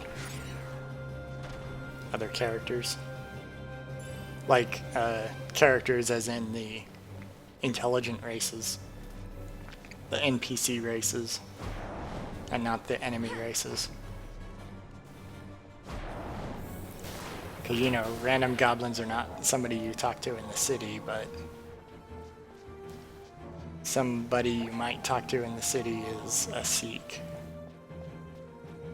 And then there's also a Banga that you can talk to. Okay, I got the healing. So time to run out to the cave. That is the only entrance that I think I have access to in the city other than the airport. But yeah, it is strange that the cities are, you know, they made them in such a way to appear super populated. But then in most of these areas, you encounter nobody. You only very rarely see a Banga or a Seek. And I think there's a Garif you see in one of the places, which is that weird, that other weird pseudo-elf race. And I'm not sure if you ever see a Viera that fights in the wild, but you might. But like the cities are implied to have, you know, hundreds of thousands of people, and these are just the grasslands immediately outside the cities. At least I always get the impression that the cities are supposed to be that size, because, you know, if you go into a city in the real world that has, you know, 20-story tall buildings, they're gonna have like lots of people in them. But yeah, just outside the city limits, there's just nobody for miles.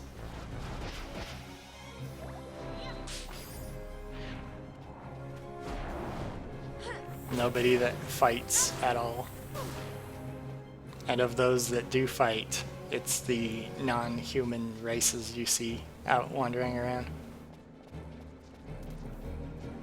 Like, I don't think there's a single human that you can see outside the city.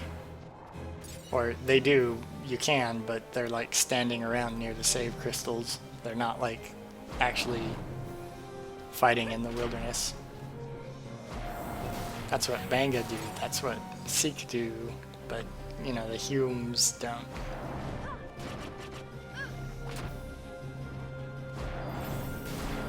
But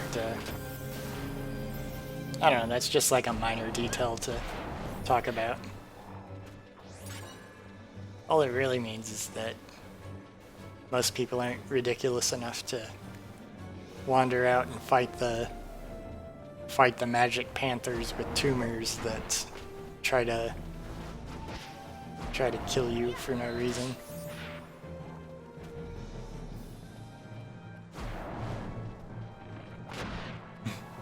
They just fight you because they're there. Actually, I wonder if there is like an RPG that has tried to make enemy existences make sense.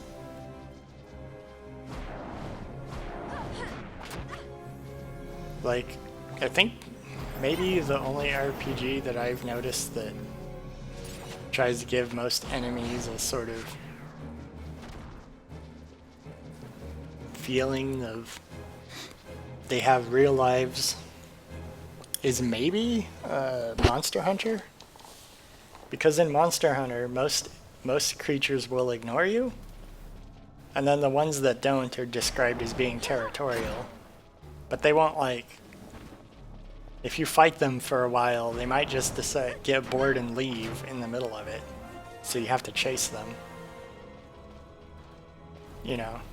So in Monster Hunter, at least, you know, they're not fighting to the death, and they don't like seek you out necessarily unless you're in the same area.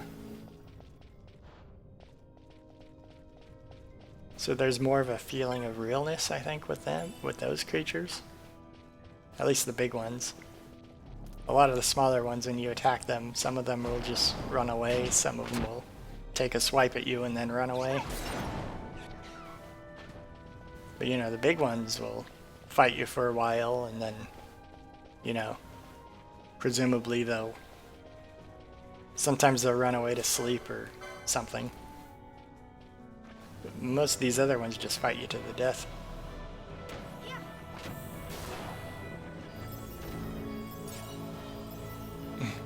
Wow.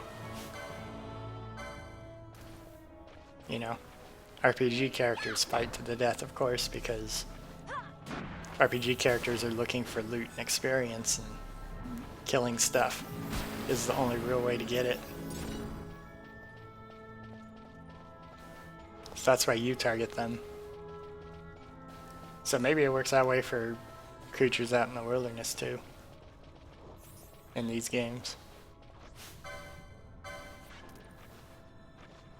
I mean, kind of works that way for predators, but you know, if a creature is a predator, they have kind of a chosen prey target that they go for, and they don't really target things outside their chosen prey. And even then, a predator is not necessarily going to be concerned with killing stuff when it doesn't want to eat. So you know, it's not like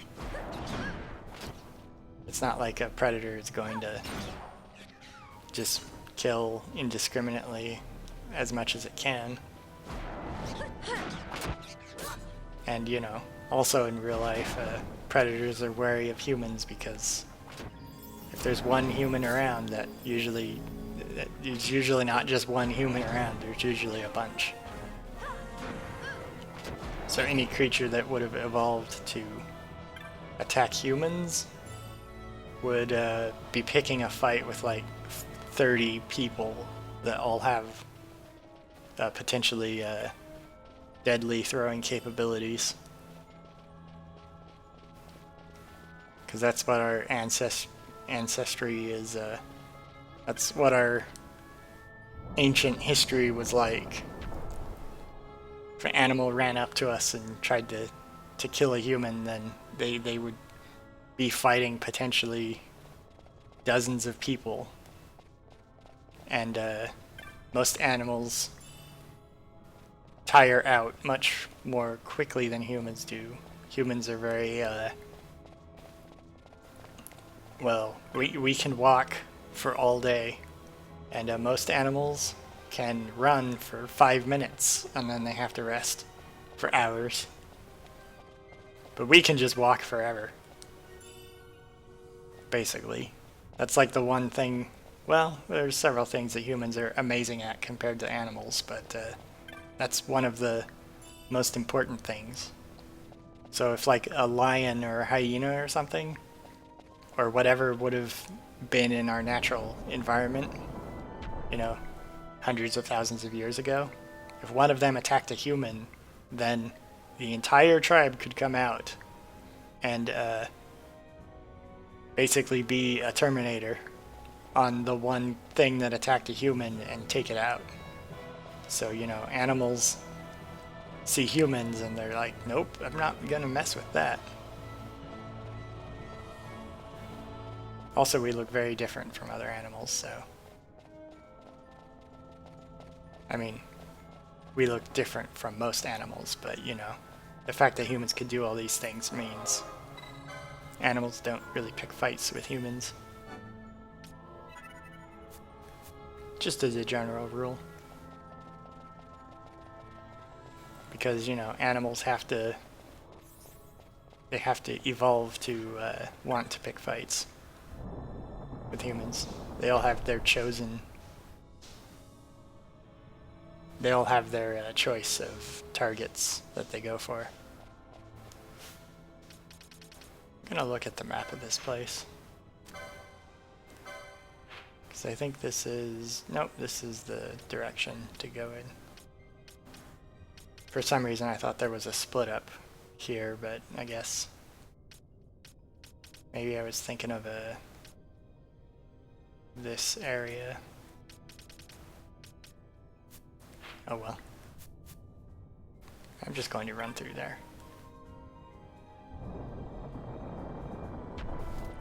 Okay.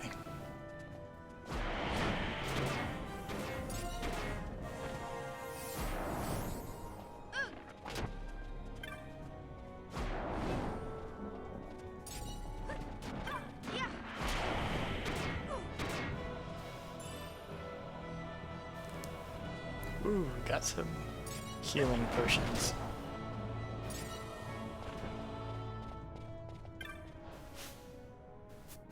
Ah.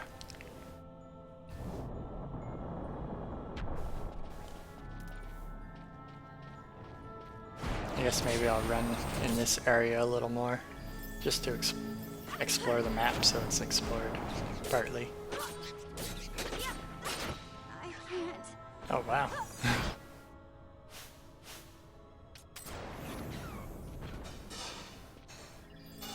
Okay. Time for me to go this way. That's a very ornate looking, those are some very ornate looking patterns for that, whatever it is. That tail looks like a paddle or something.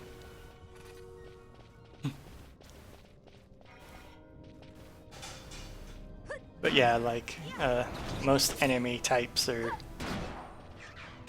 you know, because it's an RPG, most of them are immediately hostile to you as characters. Like, you know, there could be reasons for that sort of behavior amongst wildlife, but it almost never seems to really be the case. And hey, I think that's the map for this area.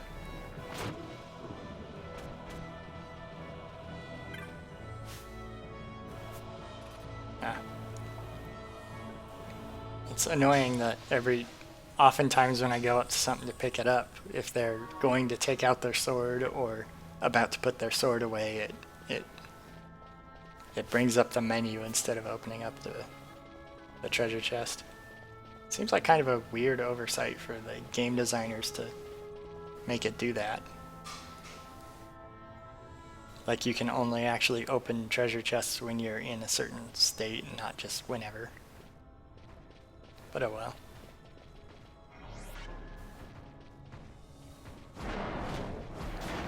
But yeah, this thing, whatever it is, it looks like an artificial thing, so it makes sense that something like that would be hostile. It's basically an automated tank of some kind. So, you know, sometimes it makes sense that why things would be always hostile. Really depends on the critter, though. But like I was saying before, in Monster Hunter, it's like most of the creatures you run up to attack. And some of them you can just mostly... Some of the creatures, I think, in Monster Hunter, the first time they see you, they won't necessarily attack you until you start attacking them. I think that's the case for some of the small creatures. I think a couple of larger creatures are like that too, but once you get into the later part of the game, it's usually they see you, they know you're gonna fight them.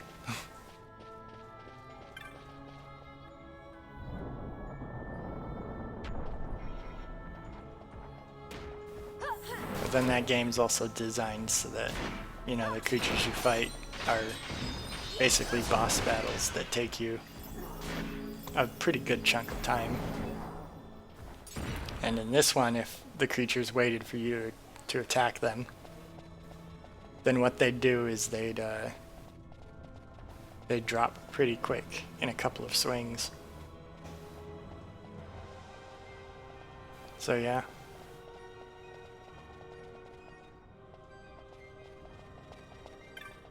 Okay, I'm gonna just open up the door that gets me to where I want.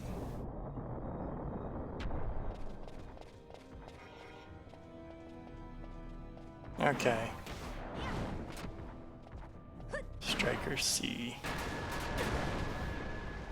And it has an axe, but it's never an axe I can pick up. I guess the implication there is that whatever axe that guy had breaks every time you fight them. Like when they die, the axe breaks apart. Because it does look like an axe I should be able to wield. And there's another enemy that has the same situation, I think, but with, you know, that imp looking thing that has a spear that looks like a spear I should be able to wield.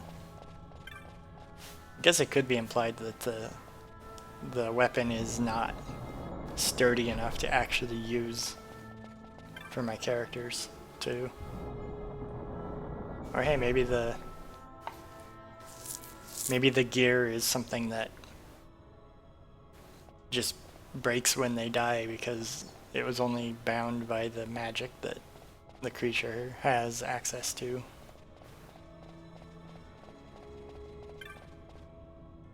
I guess if it was that, it could make sense too.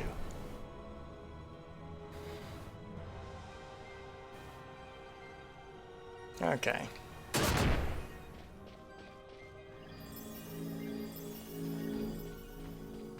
Well, that was annoying to have it right on the other edge of the other side of the door. Luckily it didn't kill everybody.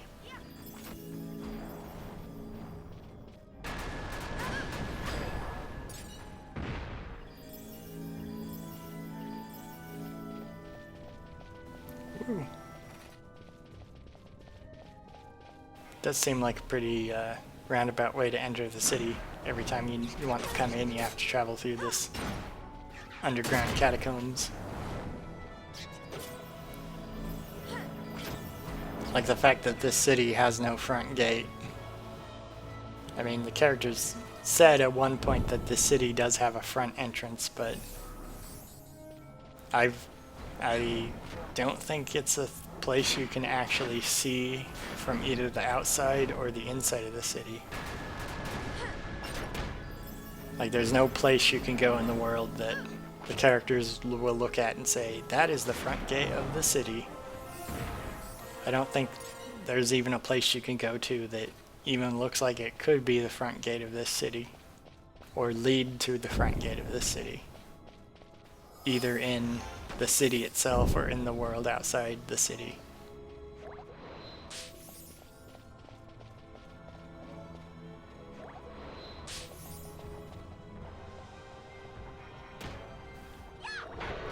So yeah, seems like kind of a weird choice, because you'd think they'd want to put the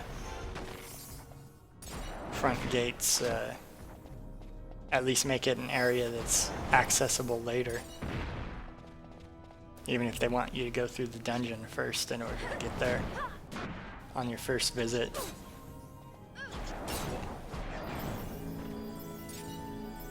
Or maybe I'm just forgetting it really. Maybe I'm just forgetting it and there actually is a place like that. I don't think I am though. Because I think I always, later on in the game, I think I always remember, or the last time I played this, I think I always remembered getting here through the airport most of the time. Because, you know, you aren't necessarily going to want to go through this whole dungeon area every time. At some point it becomes less rewarding to defeat those same enemies. Because once you get to like level 50 or 60, it takes you long enough to level fighting them that it's kind of worthless to even bother with that.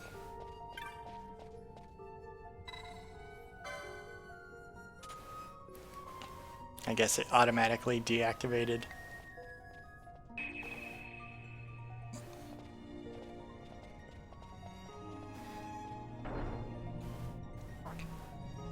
No strings or even guiding wires or anything like that. That was me. I designed this area. I'd at least put one guiding wire. If not in the center, like just off to the side or something. Because, you know, it's real world engineering. Even if you had like a hoverboard or something, you'd want to have some kind of secondary direction control system. At least for me, I think that would give it more of a feeling of realness, because there's a lot of there's a lot of devices and objects in the real world that are engineered to have sort of backup systems in place in case the primary theoretical thing that should work doesn't work as intended. Because in the real world you have things that sort of occasionally will work incorrectly, or they'll be like slightly misaligned or misguided so that the thing that should theoretically always work out a certain way has a,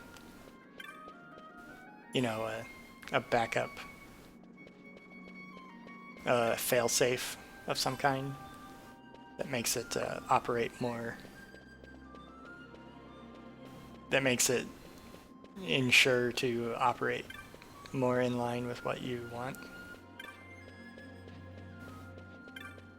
So yeah, whenever I see fantasy architecture or engineering that doesn't have something like that in it, it can look neat, but it can also look kind of a little, I don't know if off-putting is the correct word exactly, but it can always look a little bit like it's doesn't make sense, maybe.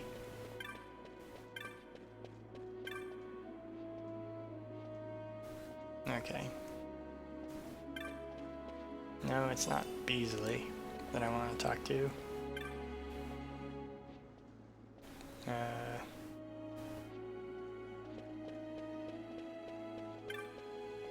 It's one of these characters I think I want to talk to.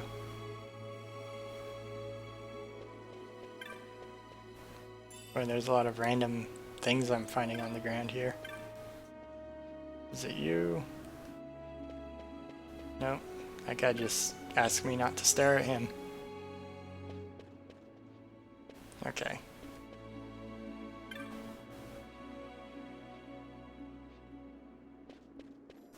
Okay, it was somebody around here, but I guess I'll look in the primer and actually check.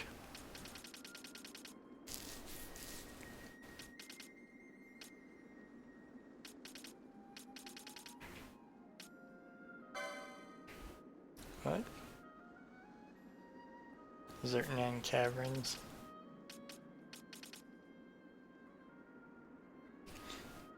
I looked at that because I thought, didn't I already do that? Vince Armaments. Okay. That's one of them.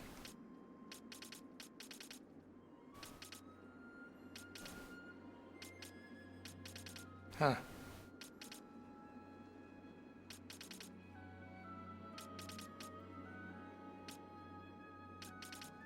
Is that the only one, really? I thought there was one in the area that I was currently in, but I guess not. I either already did it, or...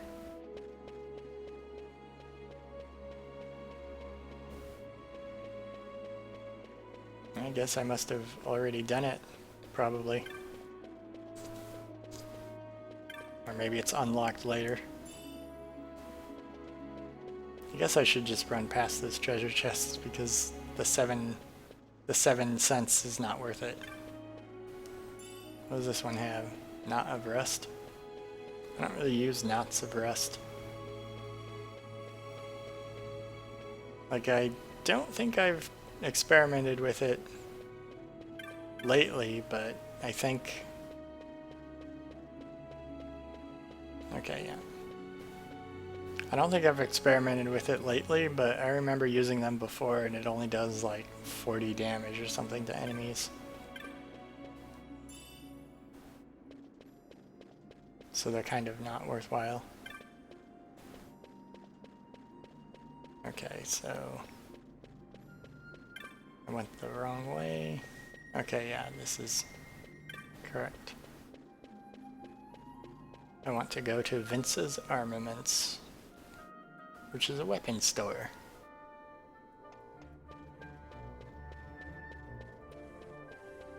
Okay.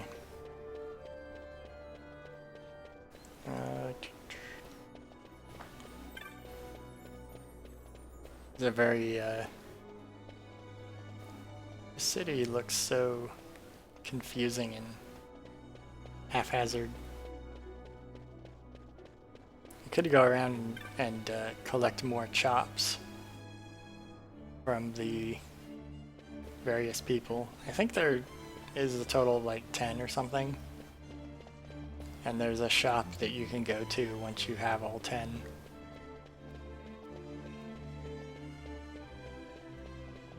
But it takes a while to talk to everybody and get them all. I mean, it doesn't take that long. It's pretty easy to do so, I think. It's just not something that I care to do right now. Because it's just talking to somebody in one part of the area and then finding someone in the same area that you talk to. Which, you know, most of them are things like, I'm anxious about talking to somebody. Can you talk to them for me? Sure. And then the person that I talk to also says, I'm anxious about talking to them. That's why I'm not talking to them now. And then you tell them the story of whatever they want to hear, and then they reward you. It's like everybody in this city is walking around wearing their fancy garb, but they don't really feel comfortable talking to anybody else. I can see that being a problem that exists in a fantasy city. Like, people aren't good at socializing, they get nervous around people. Okay, so talking to somebody. Is it this guy? But not by airship. Taking the road through Sochin? Oh, okay. Yeah, so this guy doesn't know where the front gates of the city are. Sure, I'll hunt the dark steel.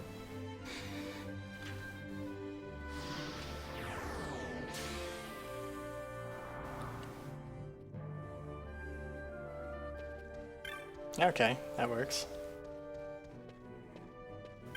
What do you say, random person? The forges of the Arcadian Empire are surely the best at weapon crafting in all of Ivalice. It makes one think, what if one were to sell them abroad? One could really make a healthy profit, an honest profit too, not like those fat-bellied senators were skimming from imperial coffers. I think he means not unlike those fat-bellied senators. Makes one feel a fool for working at all.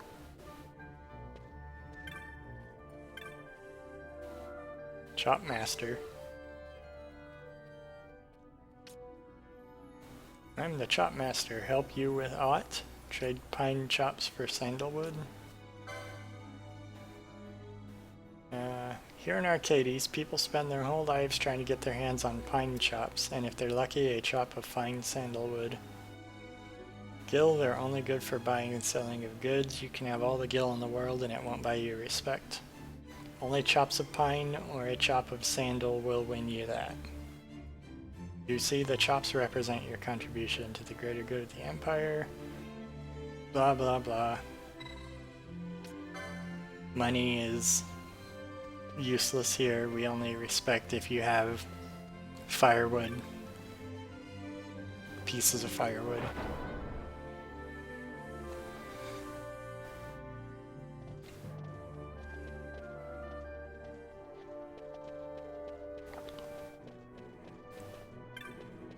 Okay, well, I got the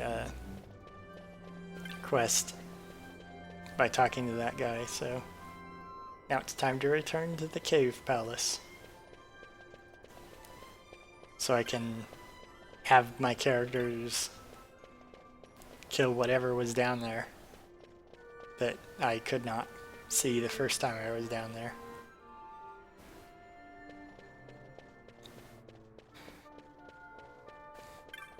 Because for some strange reason, even though I was just down there, and I knew the thing that guy wanted me to kill was also down there, I wasn't able to actually find it until I was go and talk to him.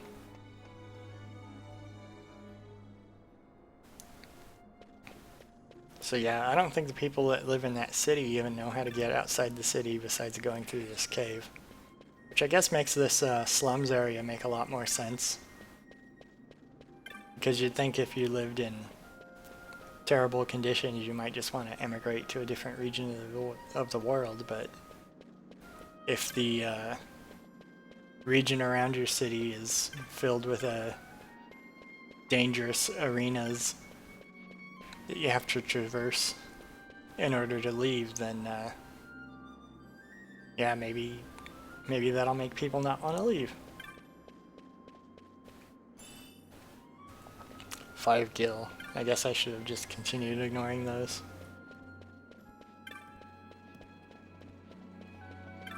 I got a nickel. Oops.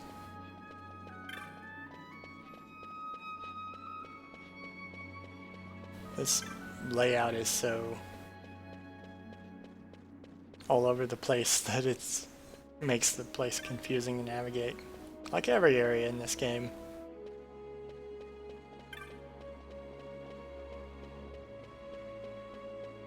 Okay. I wanted to go the other way. I'll leave these people their pennies and nickels.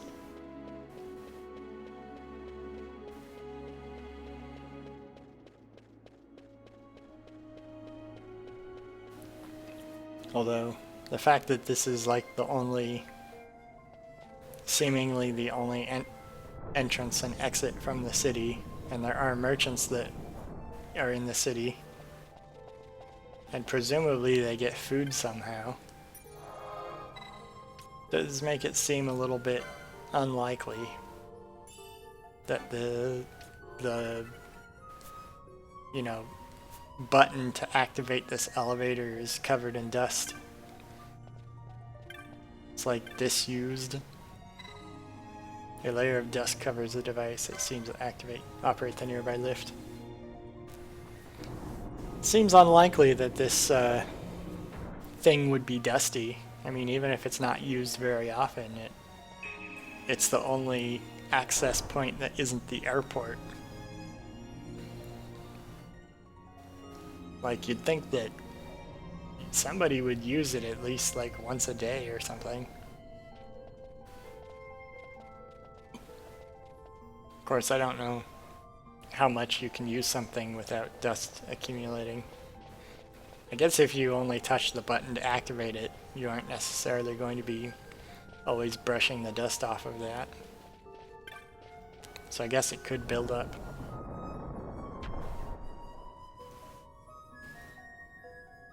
But still, this being as disused oh, and it's just right here, I guess. Okay, it's protected and it's brave.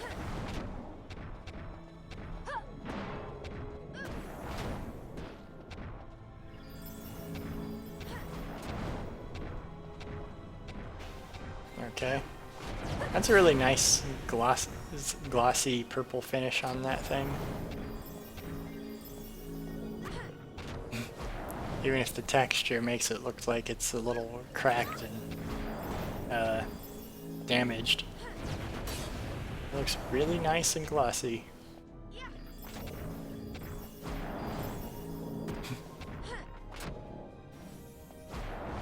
Okay.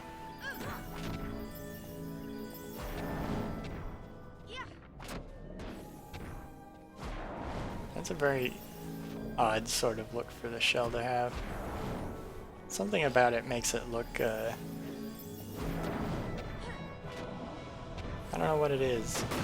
It's not just the border of it that makes it look unreal, but there's something about it that...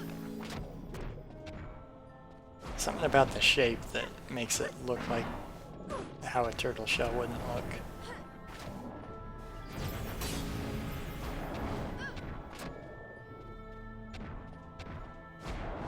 I don't know.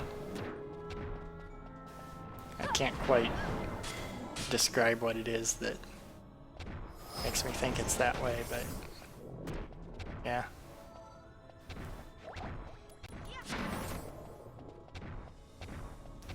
Well, I guess this is going to be a little while before they're able to take this out.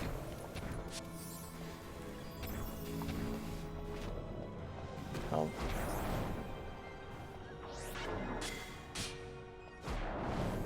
eventually I'll be able to take it out and then head back to town.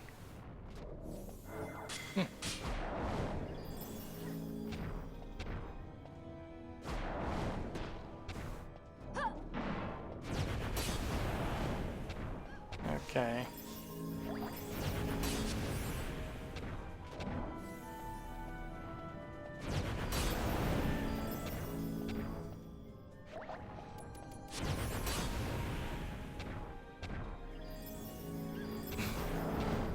Seems that maybe I'm a little under-equipped for this fight.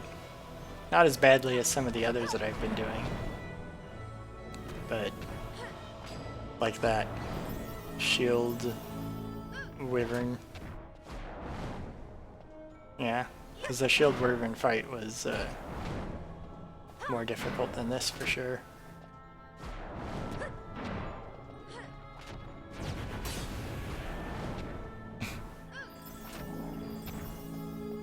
Or maybe this is about the power level I should be at. Because it's sort of like a boss fight. And, yeah.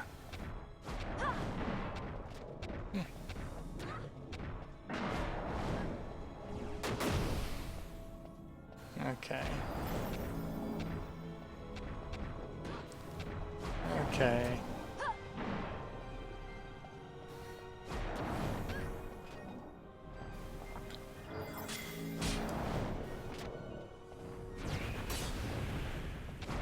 Okay. Well, I think I'll let them work on their own for a moment. I'm going to get up real quick and be right back in a second here. Or in a minute. They're almost finished anyway. I think they'll win. But I'll be right back.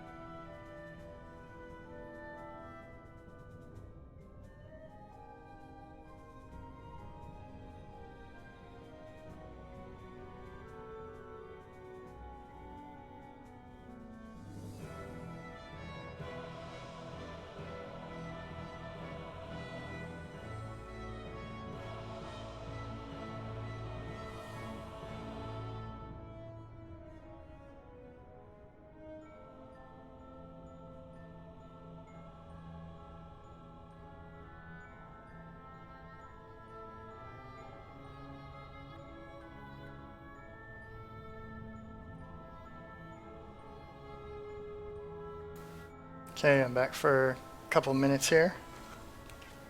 I have to get up to go do something in a moment. Again.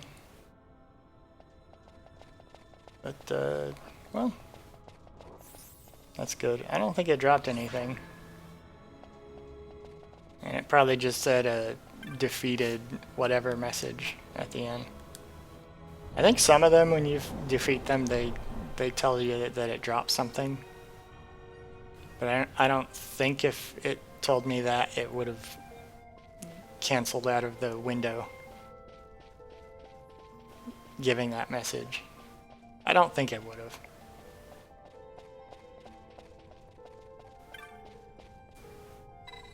It's so counterintuitive to not just run into the elevator and push the button. Does that mean if the characters didn't like jump in the elevator quickly enough, it'd take off without them? It's a good thing it's on like a 10-second delay, considering they take their time with it.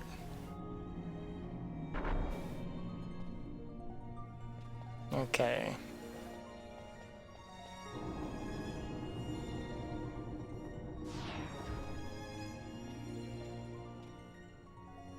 And now I have to run all the way back through the city.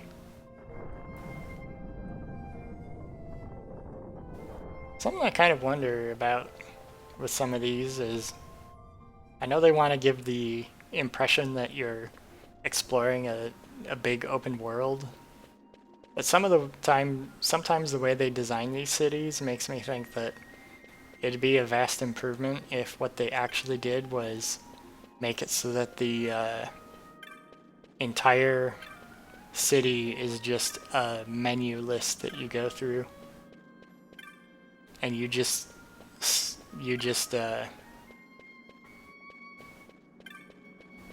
pick the direction that you go, or you just pick where you want to go from the menu, rather than wandering through the big open city like this.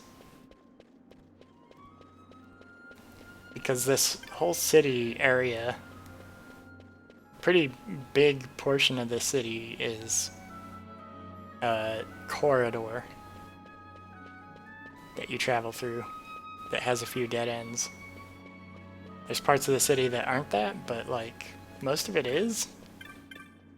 And if you want to get anywhere that's not in the corridor, you have to travel through the whole corridor to get there first.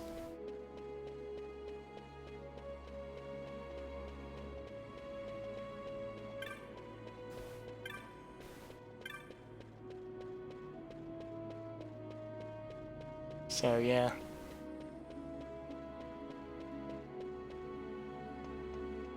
Well, I have to get up for a moment again here. So I'll be right.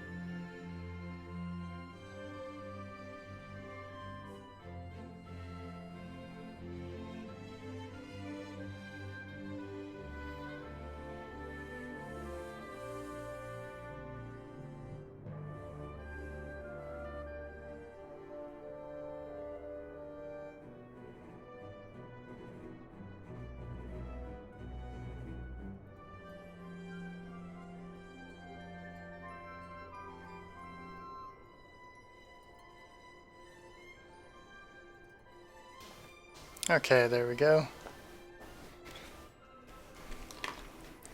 Well, back to the weapon shop. Okay, so yeah, what I was saying about the city area would probably benefit from a menu. I kind of feel that one place that did that, or one game that sort of did that was Bravely Default. Kind of had a city that's sort of like a single screen, and then you can only go indoors that are shops. And, you know, I think when I played that, I kind of realized, like, hey, wait a minute, having a city that's just a menu would probably benefit the game more. Because the really interesting vistas or locations tend to be the dungeons.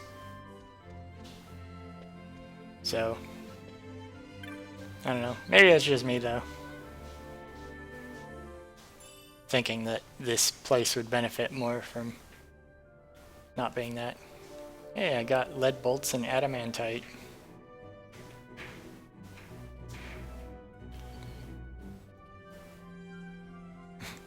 He's just gonna travel by himself.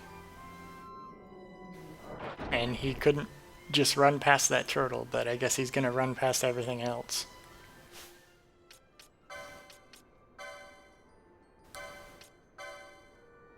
Okay, it was a bolt that he gave me, not an arrow. I don't know why I was thinking it was arrows maybe, but...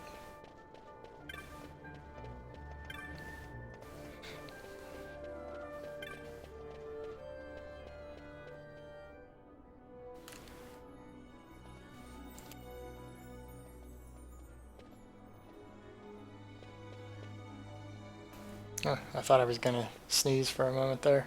I probably will sneeze in a few seconds.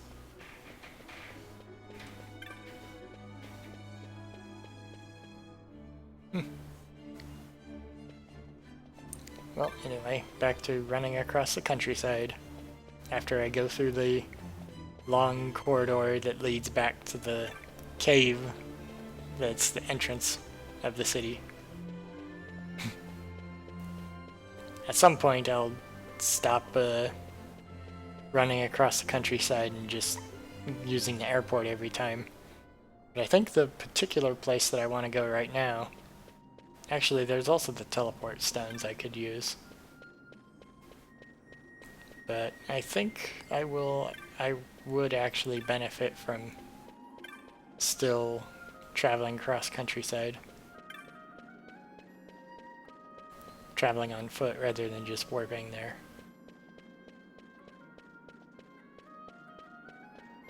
So I think I'll do that at least this time. I've already committed to not really... I've already committed to, for the stream, not really making progress on the story, so... There's no reason to try to conserve time by using the teleportation stuff.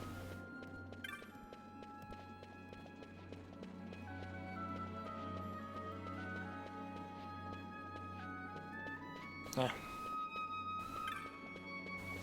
This city is, like, so confusing to navigate. I mean, even if I generally do know where to go and there's only one place to go, it's still strange to walk past stairs and not really notice that they're stairs until I'm already past them.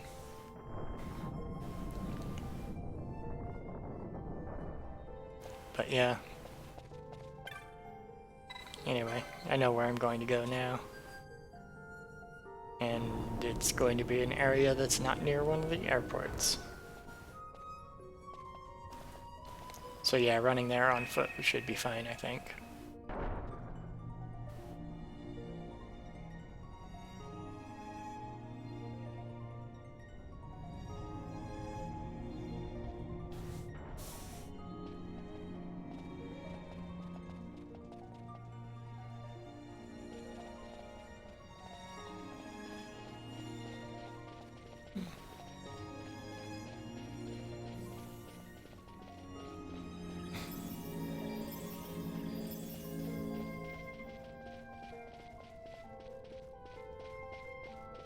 I don't know why I ran off that direction.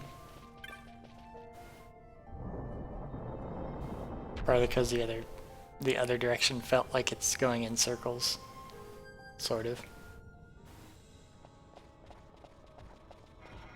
Oh, now that the turtle is gone, there's more enemies down here. Back to the same enemies the first time I fought through this area. Maybe I like held up a picture of that guy and then the turtle appeared. It's like the turtle was just harassing that one guy, but now that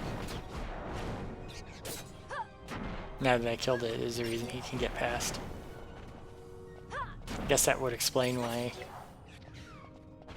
why these creatures were here the first time and the turtle was here the second time, and then now the original set of creatures is back.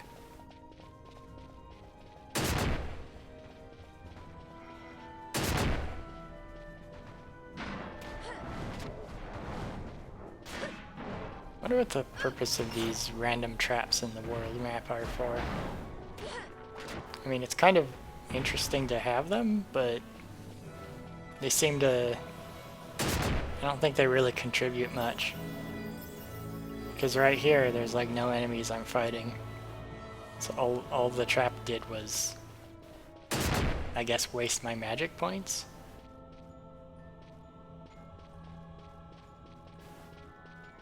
I mean, I guess that does do something, but... it doesn't seem very, interesting a thing to do.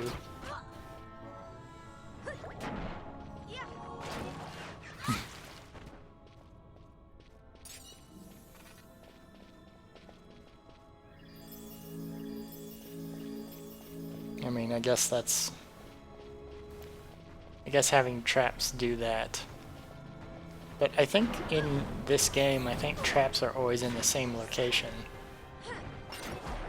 So if I had the trap detector up for long enough, I could just learn where all the traps in the game are and just go through them. Oh wow. Guess I shouldn't have stepped there. But yeah, if I went through it long enough, I'd just see where all the traps are. And I think there's a trap like right on the other side of the door in front of it somewhere. So I wanted to jump through there quickly before my allies had a chance to run through and trigger them off. Or trigger it off. But yeah, like traps always occur like in the same places, and they're not like placed randomly at all. And I think if a trap is somewhere, it's always on that screen. So like the way that traps actually got implemented, it's sort of like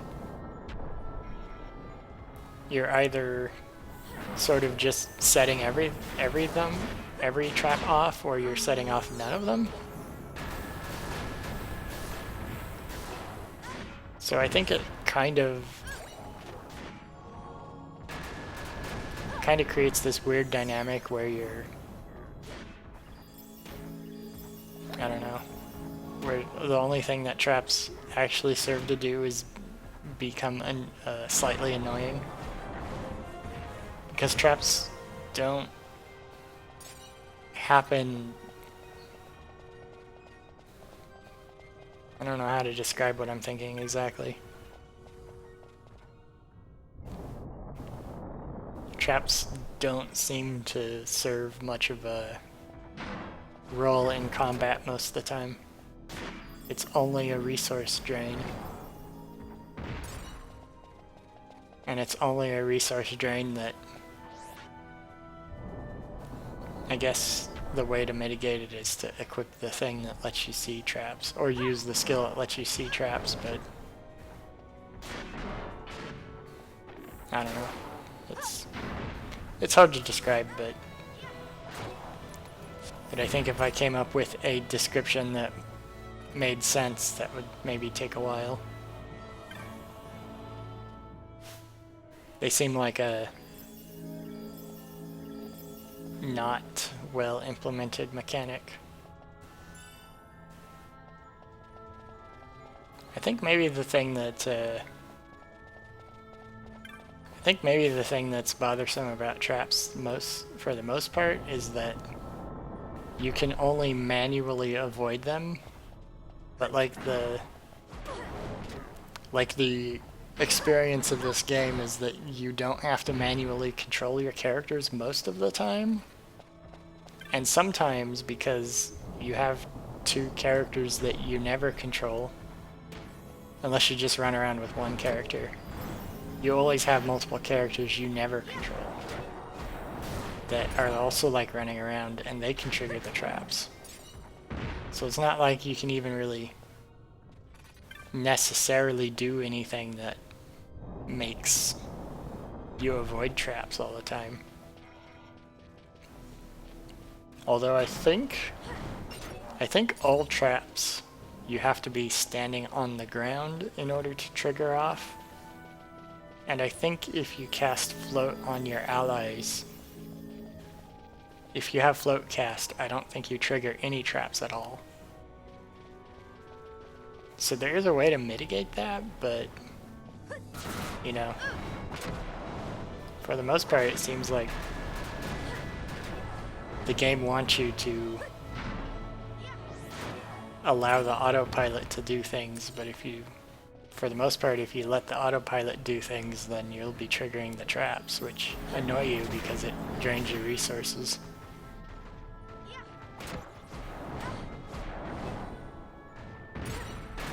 So yeah.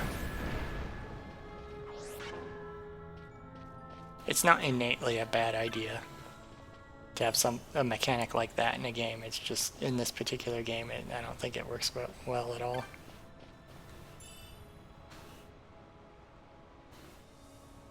Okay. I don't know why, but my computer just started to go to sleep there for a moment. I had to shift the mouse. Normally when the computer does that, it probably did that because maybe by clicking on the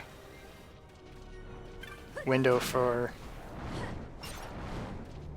I don't know, maybe when I clicked on the window to mute the microphone a little bit earlier, maybe it caused the, I don't know, I've clicked on that window before and it didn't do that. I don't know, that was strange. I don't know what just happened. Or I don't know why that just happened. Because earlier I clicked on that and it didn't cause my computer to go to sleep at all, but... or to eventually go to sleep at all.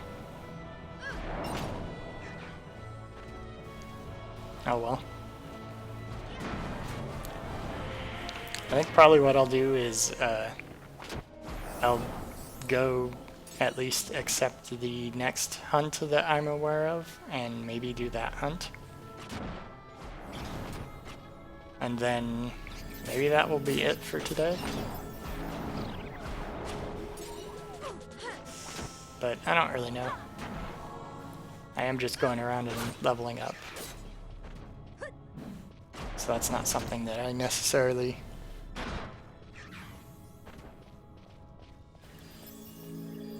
I'm not necessarily committed to continuing for quite some time. In fact, I may leave to take a break for a while and then come back later, maybe? I don't really know. I don't really know what I want to do.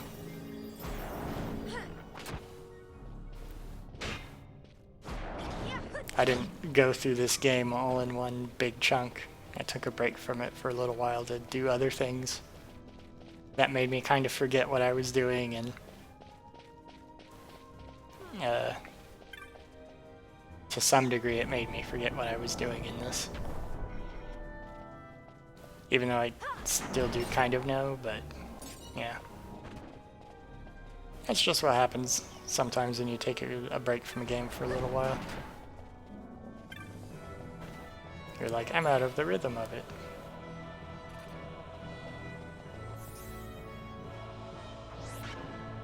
Still kind of wonder what that hole is. That's another thing about this game that confuses me. You don't really have a free camera to fully, like, appreciate the environments that you're in. It doesn't allow the camera to clip, so you have moments where the camera suddenly jumps around. It suddenly goes from being fairly well zoomed out to being right up in the character's face. It's probably difficult to design an environment that, you know, looks real but doesn't have the character behave that, or doesn't have the camera behave in that way. But I don't really know.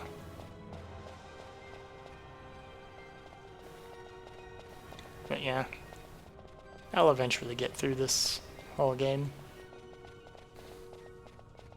At some point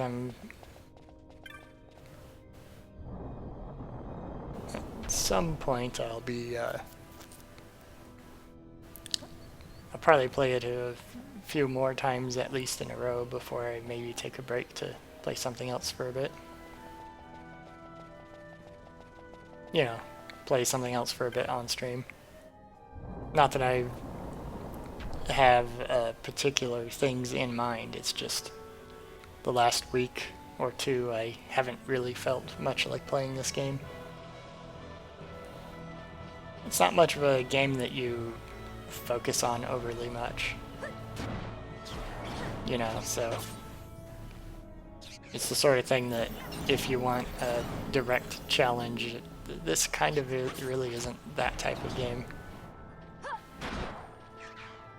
Like last time I was streaming, I played a roguelike game, and that's a completely different experience than this.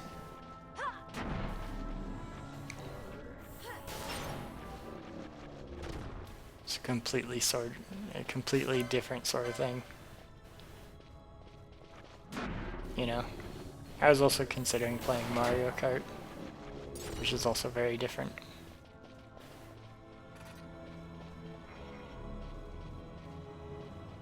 Okay. And I think I knew that the next time I played I was going to essentially be doing this anyway. This sort of thing. Just running around leveling.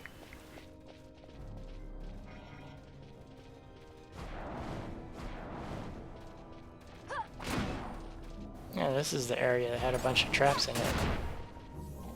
Okay, yeah. I was gonna be confused if I didn't trigger at least one. I was gonna wonder if all the traps were gone. I think I just lucked out not triggering them.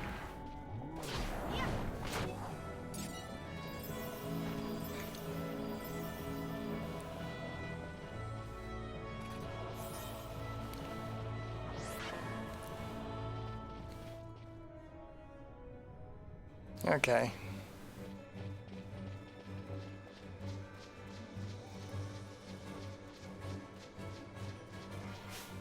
What does it say what level these are? No, it doesn't say what level they are.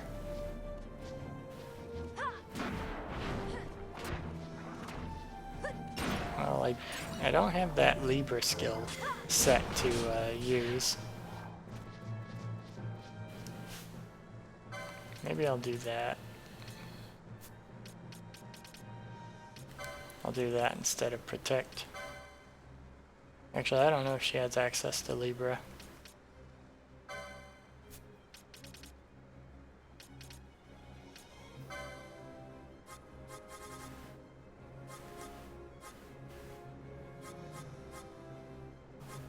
Oh, those are all spells. Nope, she doesn't. I'm just kind of curious what my level is compared to the enemies that I'm fighting. For some reason I thought after you fought a certain number of enemies, you know generally what level they all are. I think that's something that appears in the bestiary maybe.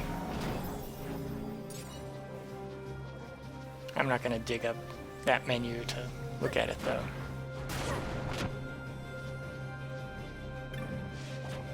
I wonder if the loot out here is better than the than the loot in the city.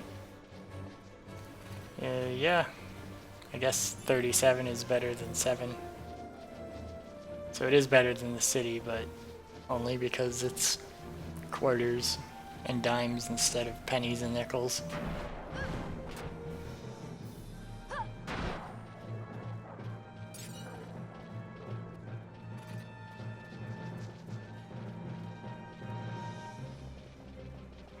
Okay, well, this must be where crowns are harvested in the wild. You kill these creatures and then you get a crown.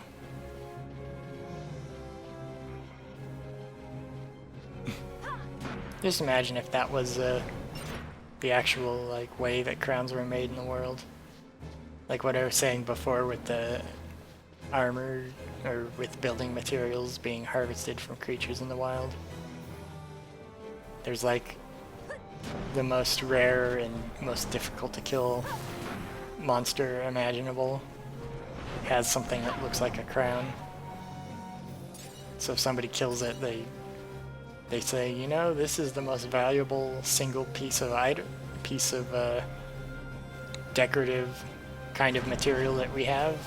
We're just gonna put this on the king or the nobles, and that's how we'll know who they are. And then one that is in the best condition and is the most pristinely formed one is the one that the king has, or the ruling family has as their like ceremonial crown. But it's not something that any jeweler made. Or maybe a jeweler could have, you know, adorned it with extra stuff. But like, no metalsmithing created it. The thing that they got it from was just a particular monster. Like, that could make for an interesting setting, because then you don't have to have the characters that run around and do adventuring in the world. They don't need to steal the item from a dungeon. They don't need to steal it from a merchant or go into a kingdom and take it from the throne room or the treasure room of the castle. If they manage to find and kill one of those monsters, they can fabricate the nobility's stuff, and they could potentially make one to pass off as a noble just by getting lucky and finding the right monster to fight. Or maybe just end up fighting one that is or maybe just finding one that died of natural causes and just died in rather pristine conditions. That's the sort of thing that would make that kind of deliberately designed fantasy world kind of interesting. Having situations like that where, you know, somebody can gather up the materials to make themselves look like a noble. Maybe somebody is like a specialist that helps preserve those things and decorate them, and may be able to get them as sort of a contact that will help them present themselves as if they are a noble of some kind. I could see that being a thing. That'd be kind of difficult to you'd have to put a lot of work into designing the mechanics of the world and how the societies work and whatnot. Not necessarily, you know, getting it all out in great detail, but, you know, just writing out a bunch of notes for your own use.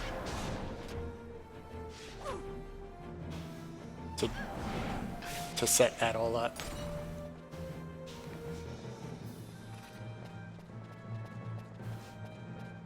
It'd probably be easier to make a world like that if you had a development team, like for a game, where you have somebody lay out the general rules along the lines of what I've said already, and then you have everyone on the development team come up with different aspects of the setting that, you know, utilize that.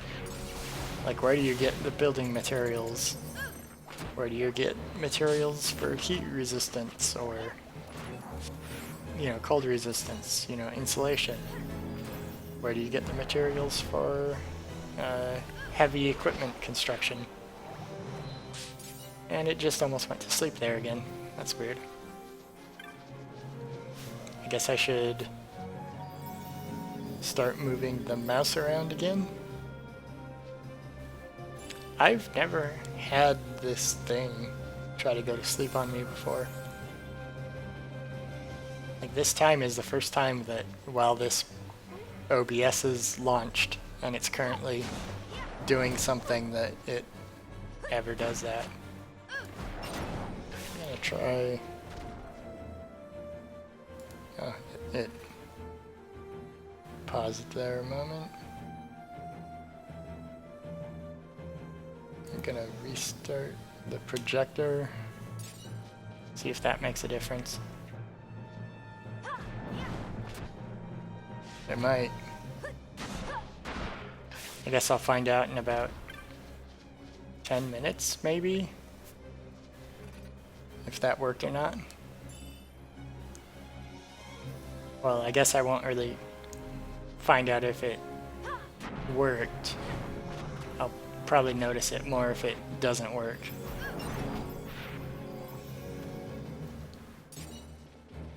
Unless I keep track of the time. But then I could always, you know, think I bumped the mouse slightly to wake up the computer again.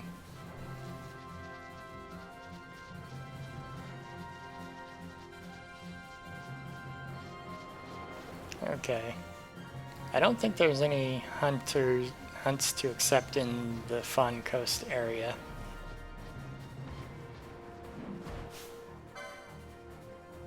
Okay, it doesn't tell me the level of these guys. I don't think there's any hunts to accept at the coast, so I'm gonna be running through this area too. Woo!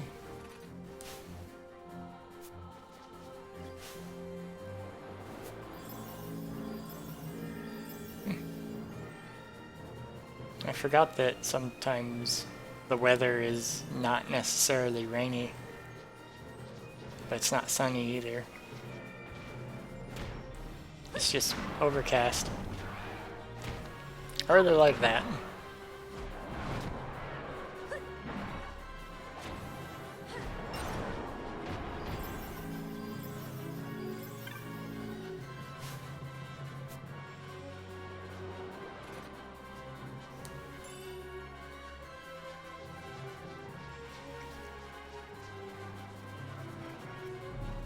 Okay, well,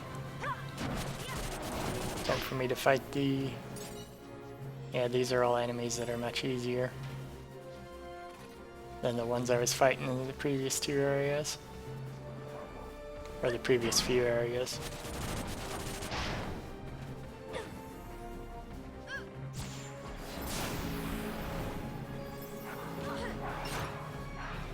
Most of that just translates to them, you know, dropping a lot sooner.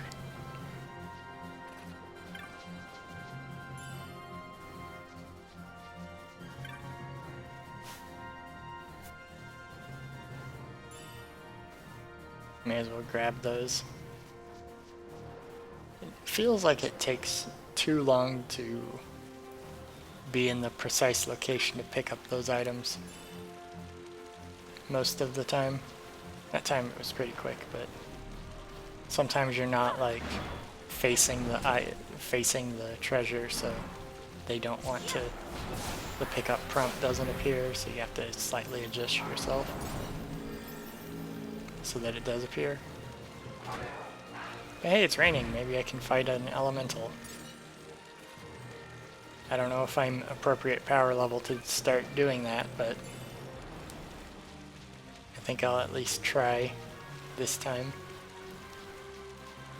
If I see one, that is. Now this is an area of the beach that I don't think I've gone to yet.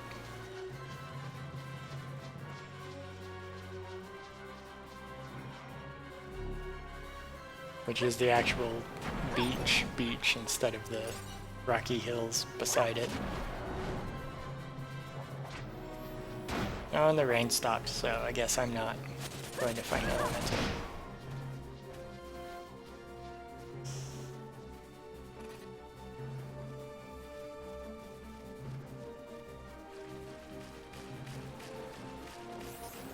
Well, that's the waypoint area. I think when I get there, I'll check to see that there isn't somebody there that I can talk to.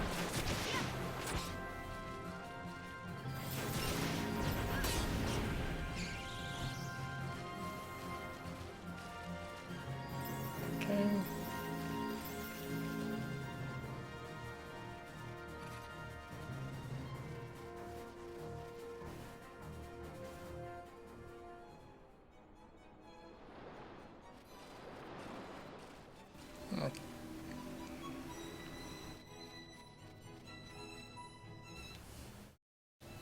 No. I meant to hit that other button. Okay, I'm at the... What is the name of this place? It's not any of these. Giza Plains. Okay. I think none of those are this location.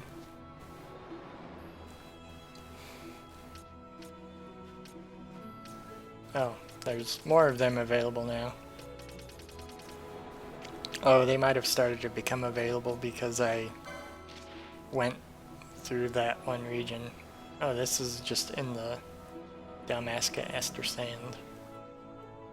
This beast killed my partner and I want revenge. Only problem is I ain't up to dishing it out. That's where you come in. And yes, I will go and speak with him. Okay.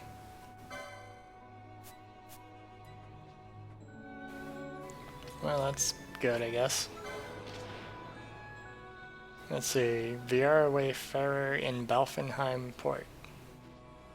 Well, that's back the way I came from.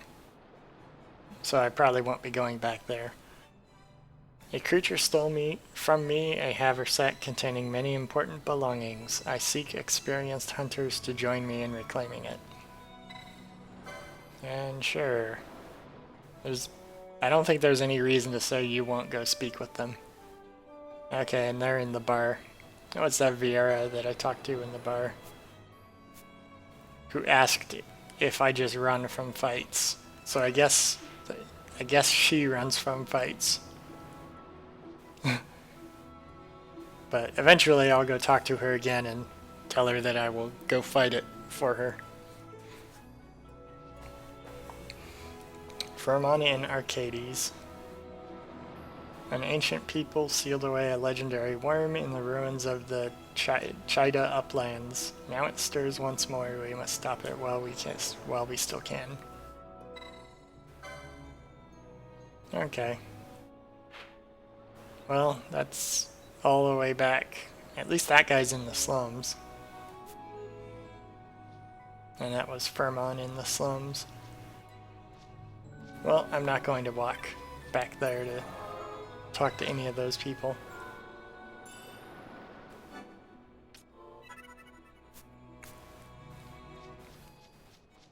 I intend to go to the Mosforan High Waste.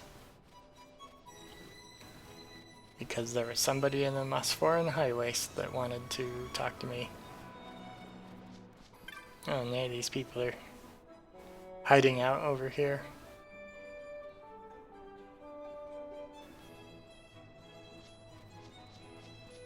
Okay, well, the Mosforan High Waste is back here a ways. Oh, it's raining again. Maybe I'll see an elemental.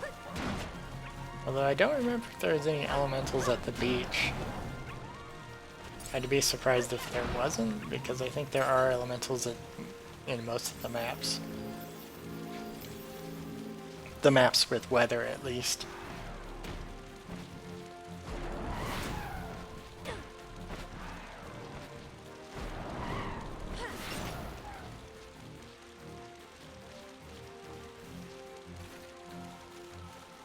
I may as well grab this. Prince's Kiss. I guess they use that. I don't really know if the most... I wonder if most of the treasures are worth picking up. Because I know sometimes the first time you go pick them up, it's like a weapon or something. But I think once you've picked up a weapon or something at them, the items themselves aren't as useful.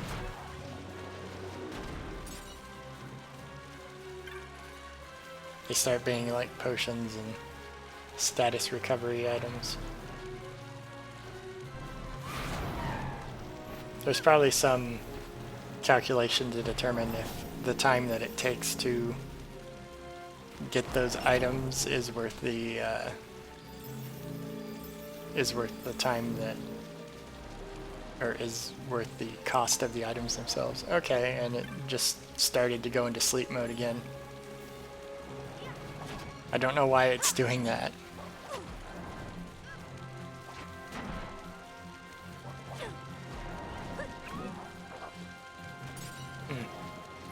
That is rather confusing that it would do that.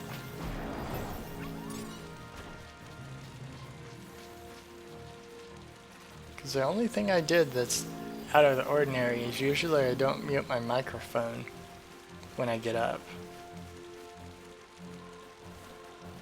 And I click on that window normally in order to start the stream. So it's not like it's clicking on the window, which made it sometimes activate, sometimes allow sleep mode to start activating. Very confusing.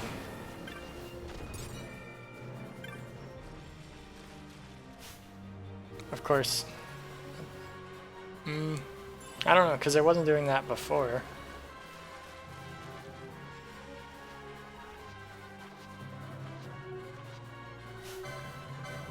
I don't know, computers are strange sometimes. It must just be some random bug or something that allowed that to happen, to start happening.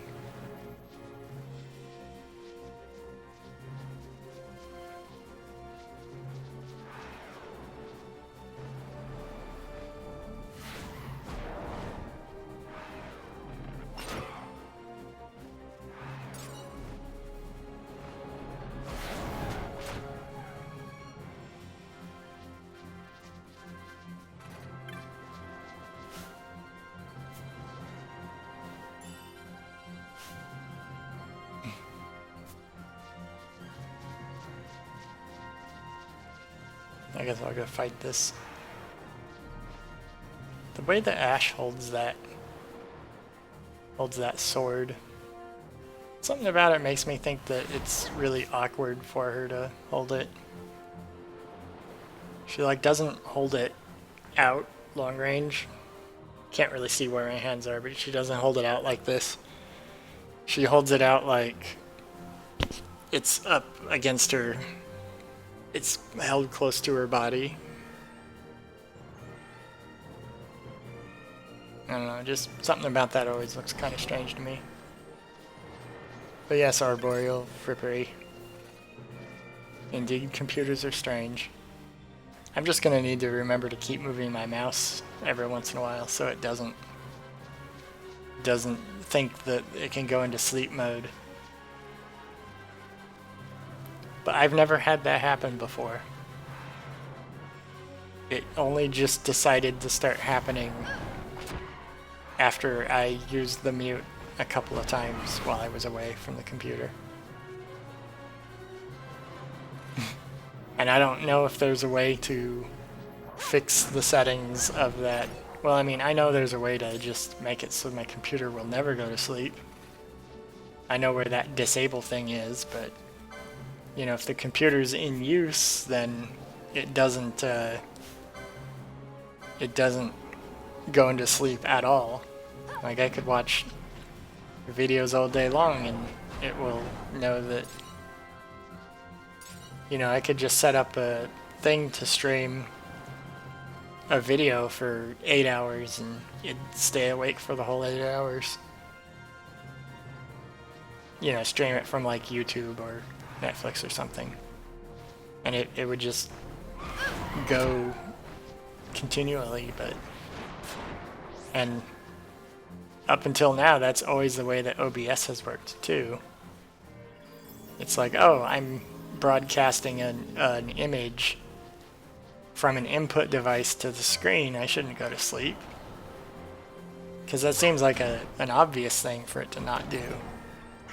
When I first started doing this, that's one of the things I tested for, like, because I didn't know if it would go to sleep when I started doing that for, like, you know, hours. But it never did that, and now suddenly it's starting to do that. Because you'd think that if you have an input device that's feeding into the computer and being broadcast to the screen, you'd think that'd be you should stay awake for this kind of situation. It seems obvious to me. Like, I don't know if that's... Like, there has to be some metric that is in the OS somewhere that allows programs to tell the computer not to go into suspend mode. So you'd think that, like, OBS would be able to trigger that with, oh, I'm broadcasting something on the screen, I shouldn't go into suspend mode. But apparently not. Or apparently, like, hitting the mute button disables that. I guess. Although I'm pretty sure I've hit that button before and had it not do that.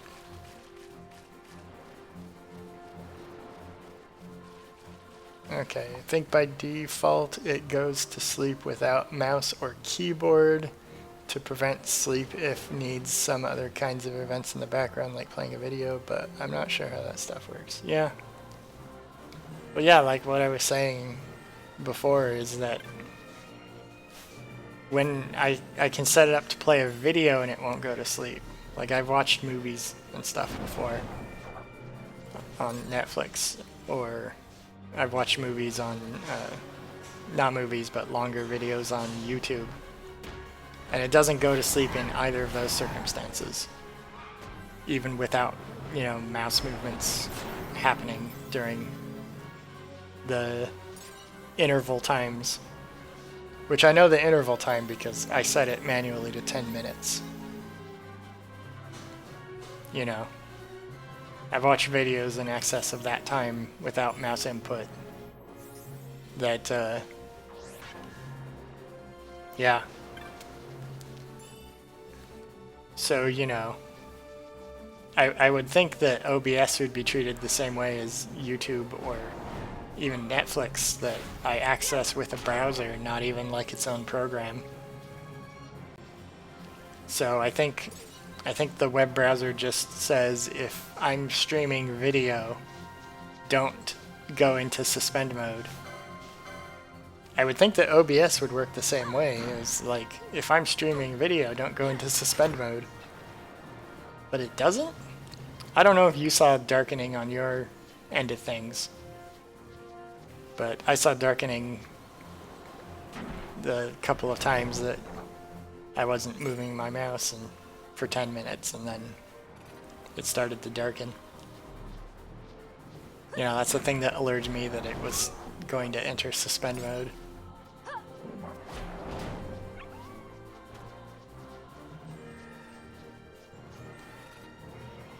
But, I don't know. I guess it's possible that it might have entered suspend mode, but then still streamed normally to you, but still, like, if you're streaming to the screen, like, you'd think that'd be an easy thing to decide to disable it.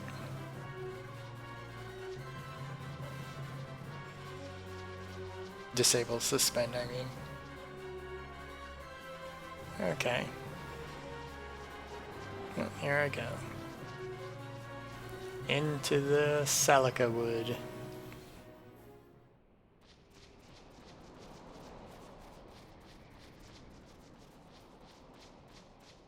Oh, now there's just 3 of these Moogles left, I guess. Oh, they don't want to go to Navides.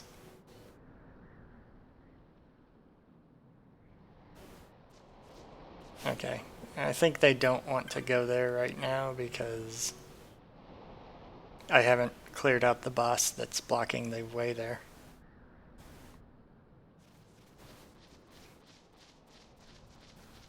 That's actually a boss I could have fought a while ago, and I haven't yet. Like, I could have fought that boss the first time I was in this area. I just never went that way. Actually, when the last time I was in this area, I thought that boss was the way forward for some reason.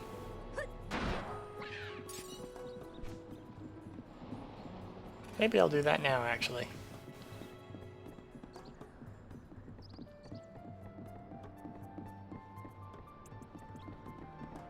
I guess I won't fight the rabbit or the chicken. They can continue to be a rabbit and a chicken, I guess. The rewards for fighting enemies become less the further they are removed from the area that I am. They're not insignificant, but you know, because I think Marlboro fruits are they sell for a pretty decent amount, even for where I am currently, but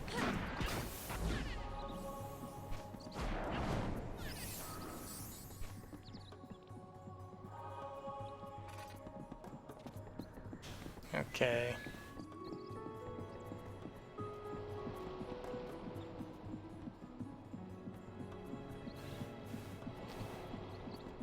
Random bridges. If I recall correctly, this place is like a swamp. It'd be interesting if there were gigantic trees this massive and bridges people build throughout the treetops.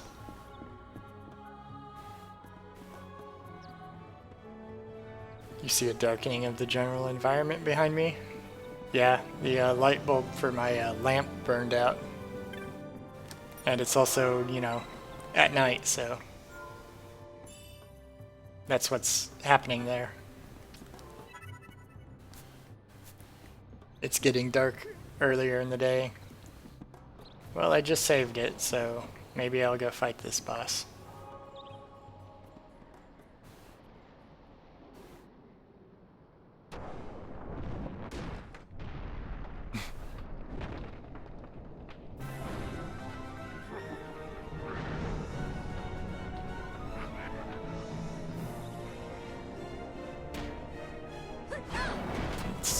Yet another type of enemy that it looks like it's probably artificial, but it's not definitive that it's supposed to be. King Bomb?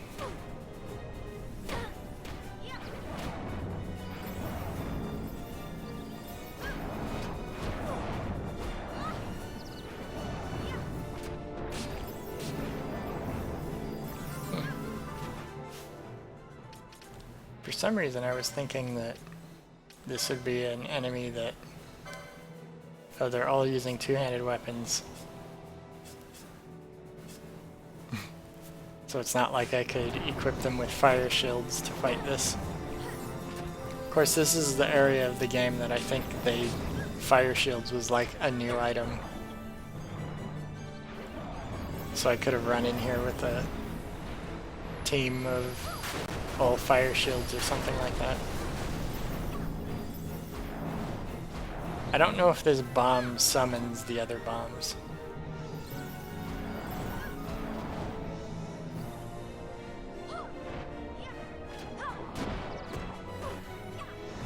And that bomb is stopped somehow.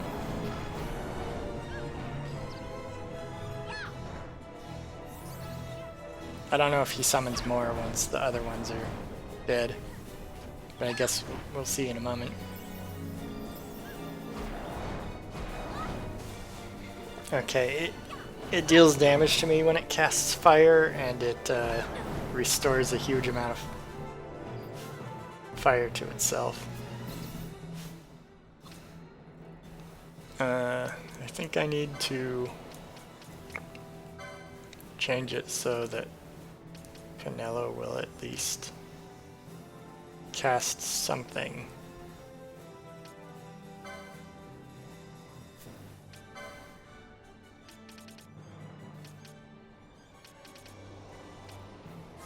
Because making it so that she doesn't cast anything at all.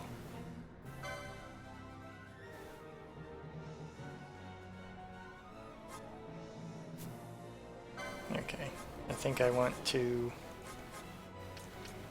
give her another option of, let's see, foe.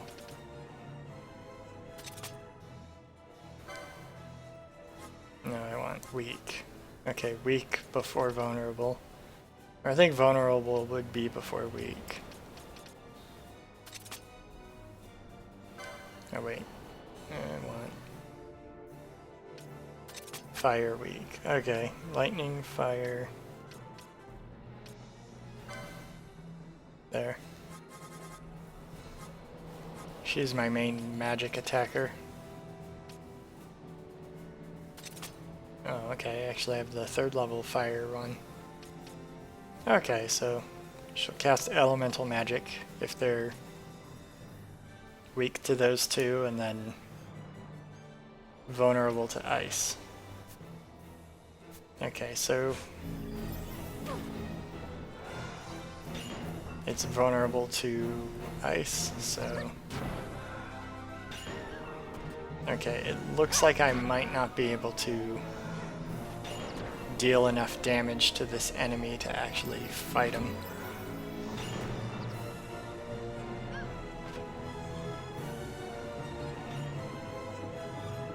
And I guess I can just leave. Okay, I was not... Well, at least I updated Penelo's behavior a bit to be a bit more useful. That's worthwhile, at least. Okay, that's not the right way. But yeah, I think I'll have to go fight that enemy later. When I can either just deal more damage or... Yeah, I actually dealing more damage is definitely the thing I have to be doing. Because I was fighting him for a while and he was still at full health. So I had assumed his allies, once his allies dropped, I would be able to start whittling him away, but that didn't seem to be happening.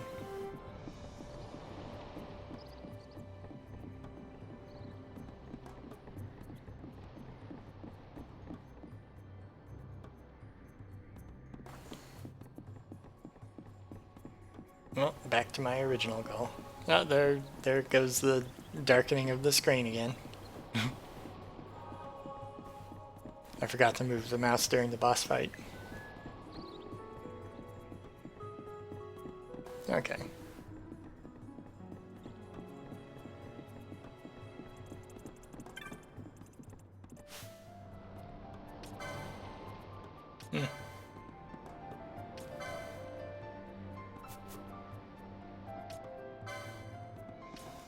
What What does decoy, arcane magic? I guess I'll use that on the bunnies. I mean, I ran all the way to this dead end, so I may as well get something out of it.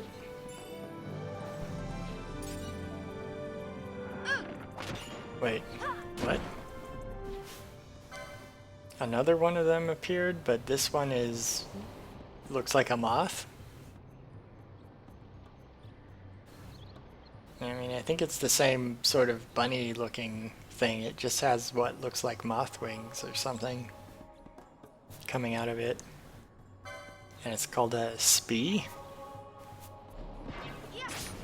Okay, I guess killing those 3 enemies made that appear.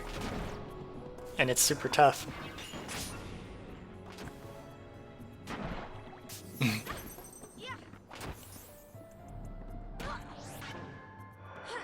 And it looks like it's also healing itself for a lot of damage.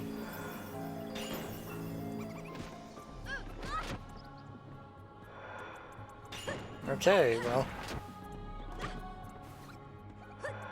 I guess that's an enemy that I probably, yeah, just healed itself for a big chunk of damage. That might also be an enemy I have to come back and fight later.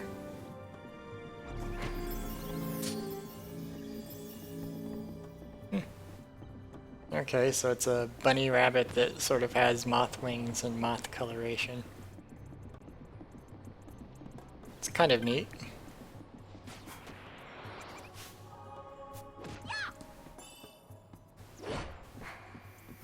And I think it's gonna keep chasing me. So I guess I'll just run until I'm out of this map area.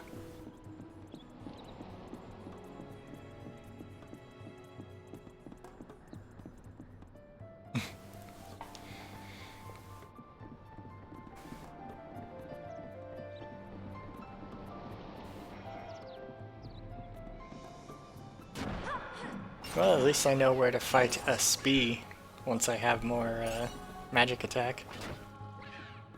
And can consistently do more damage to it than it can heal.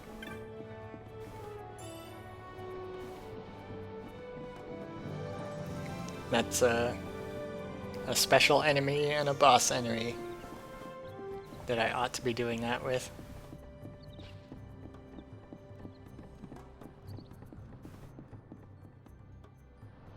Okay.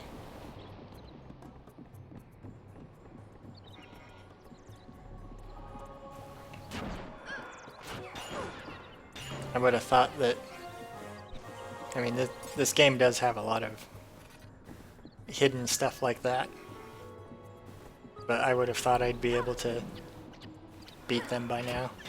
I guess I'm not that much further in the game from when the first time I was in this area. Because the only thing I really did in the story since coming here the first time I was here was I got into the secret lab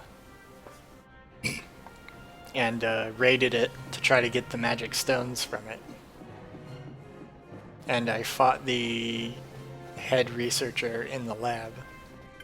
And that's like the only thing I've actually really done in the story, so all these regions are places that are still relatively new to me, even though I've been here before. I guess it just feels like I've been here. I guess it just feels like these are areas that I've not been to in a while, just because I guess these are areas I just feel that I've not been to in a while, just because I haven't played the game in a while in general.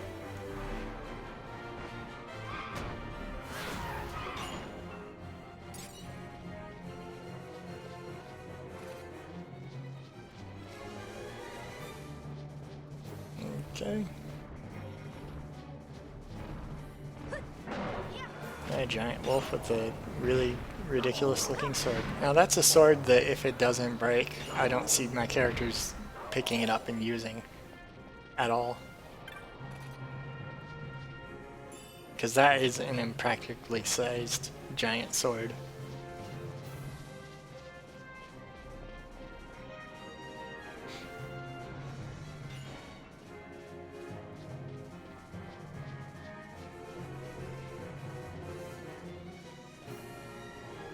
Okay.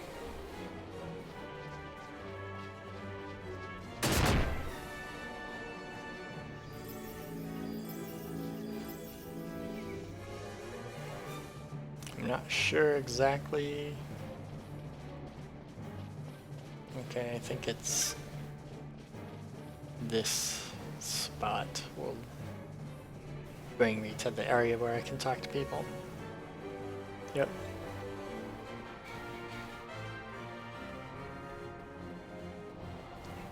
I know that all these weird structures you see about, there's a thing you can do with them, but I don't think there's something that...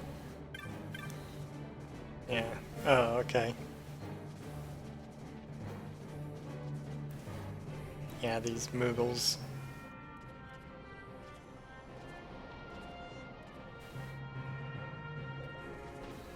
Yeah, the Moogles are talking about it.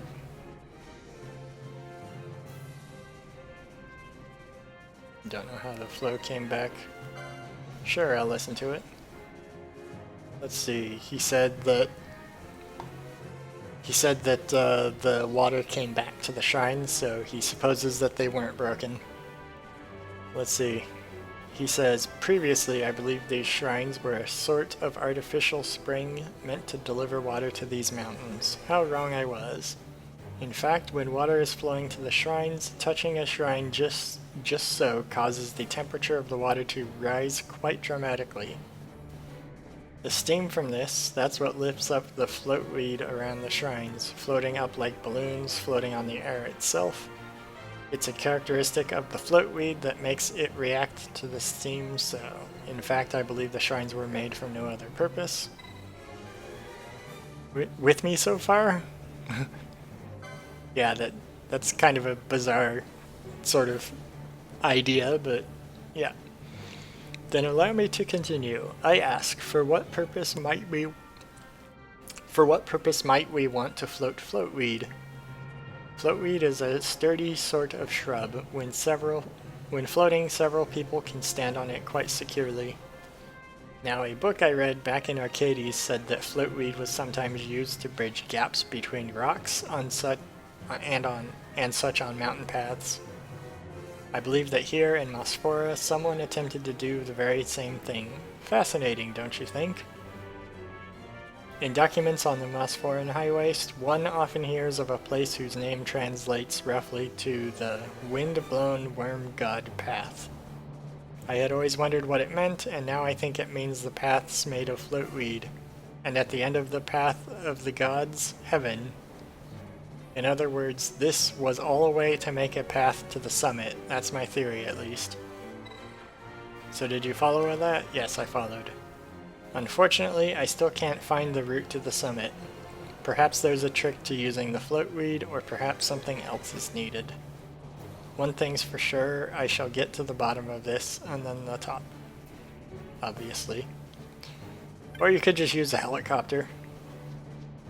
But I guess running around and touching the shrines is more interesting. I mean, if ancient peoples were able to use that thing without helicopters, then, you know, it would be a potentially interesting thing worth paying attention to. Anyway, I think that guy, I think there is a place that you can get to that you run around and touch those, and then you can walk on stuff that gets you to the top of the mountain. But I think you just fight an optional boss up there. It's one of the summons that's at the end of it. And I don't think I'll be running around and doing that right now, at least. Anyway, Hello there, traveler. Listen close and I'll let you in on a secret. There's a path on this mountain you need a kokopo to address. Quite handy too. Ah, sorry, but I can't lend you one of mine. These are for the caravan. Can't move wares if you can't move.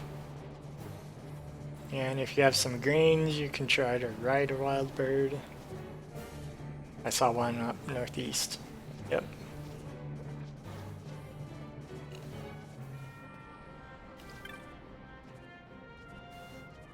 What do you say? I heard the shrines were broken and the springs dried up, but look at the water. I came all the way out here for nothing. Oh yeah, and it's showing the floatweed there. They just look like giant flying radishes.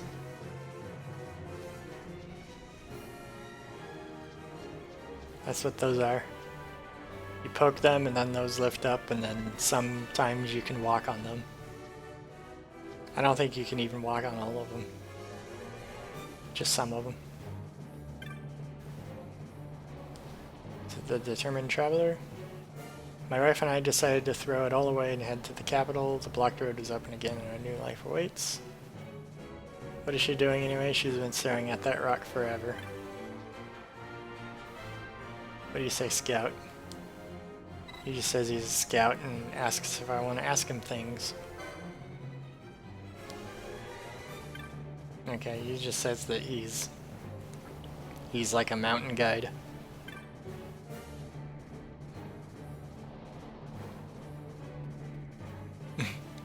Doesn't it look like it's about to fall? It'd fall if you pushed it from the other side. Yeah. Yeah, there's a couple areas that you can unlock from the opposite side. That's one of them. One of these people wanted to talk to me. I guess I'll just look to see where on this particular map it is.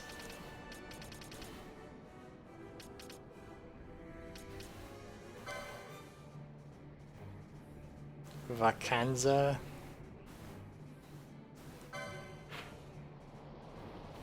Okay, so he's at the top right of this area.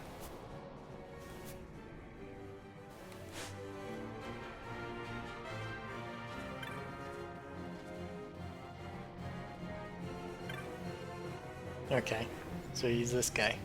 Yeah, keep it down, man. I'm busy here. Can't you see? If you've no business with me, I'll speak with you later. Or do you have business with me? Leave me alone. Oh wait, do you have business with me? I don't know. That seems kind of a little preemptive there. Truly, sorry I tried to brush you off there. Now listen up. I'm a traveling merchant, see? Me and my partner were on our way out to the hunter's camp on the Fawn Coast with some wares. Thing is, we took a wrong turn in the Salica Wood, a bad turn, and then we ran into that nightmare. Talk about wild horses, I escaped by the bristles on my chin. But when I came back, my partner and our wares were gone. Does he have bristles on his chin? I don't think they do. Maybe they're supposed to have bristles on their chin. I don't think they... Maybe I just didn't look close enough. Yeah, it doesn't look like he has bristles on his chin at all. They're just lizards. They have those weird, like, ear flap things, but not bristles on their chin. Anyway. That's why I posted that bill, and why I want you to go get that brag for me. Brag.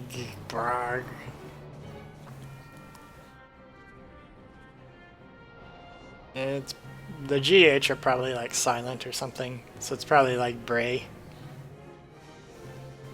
I don't know what that's supposed to be. Something about it makes me think it's supposed to be like Gaelic, because I think a lot of Gaelic words have spellings that are just nonsense sequence of letters like that.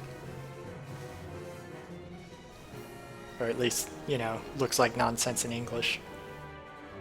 Anyway, the break The Bray came upon us in the northwest of the Salica Wood, pretty close to the Necrohall of Nabardis, come to think. I know the complete opposite direction from the Fun Coast where we were supposed to be headed. Okay. So why does he want me to kill it if... I guess he just wants revenge on it. Because it annoyed him. Okay, I think I'll attempt to go do that.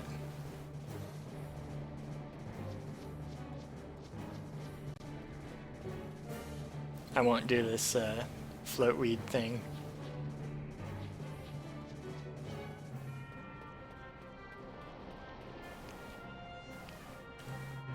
Because even though I'm going to be doing a lot of random completion stuff, I don't think I want to necessarily do absolutely everything. Because a lot of the side quests and things that you can do optionally are things that require you to run around in circles and read a lot of text. And I think engaging with the hunters is already a lot of text to do.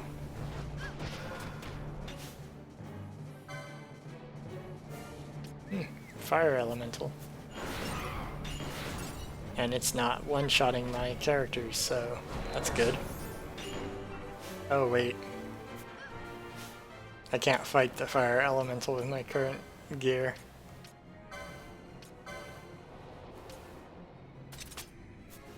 So I'll just have her equip the other arrows that don't do fire damage. Oh wait, maybe that's why the bomb... I don't know why it didn't occur to me before, but maybe that's why I couldn't defeat the bomb. Because Fran was attacking with fire arrows that just kept curing it. I thought it was casting fire and healing itself with that spell.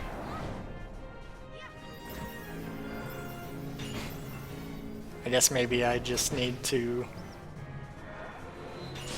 I guess all I needed to do was de-equip that. I guess I'll try again when I get back there. You said the creature was in the northwest of the Salica Wood, which may actually be behind that boss, but I don't really know. But hey, I defeated the fire elemental.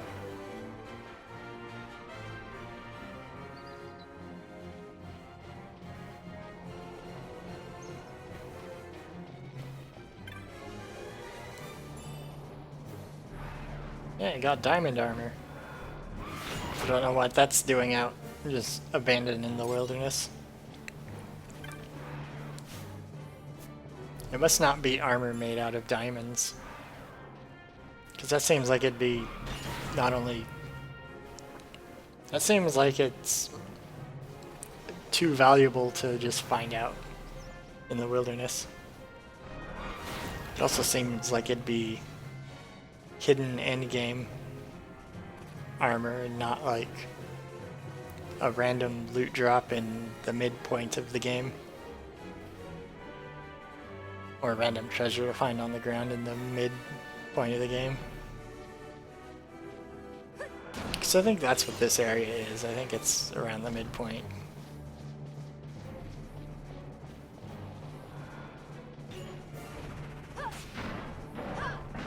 I don't really remember for certain though. Because I don't remember how many more dungeons there were. Or how many more locations.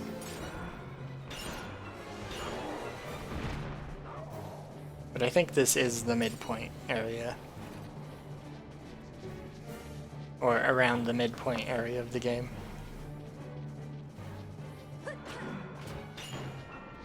The strange thing about this game, from what I remember of the plot, is that most of the times in games like this, you kind of get a feel for when the actual ending is coming up.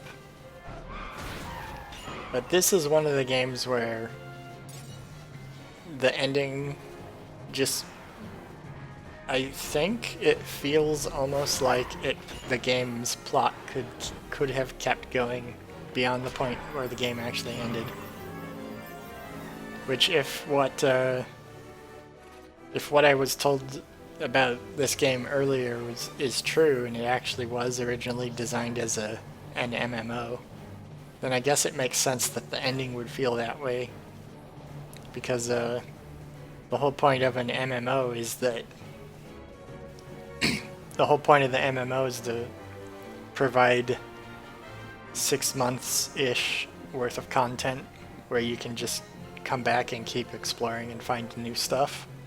And then at the end of 6 months, or however much time, you release more material that people can enjoy,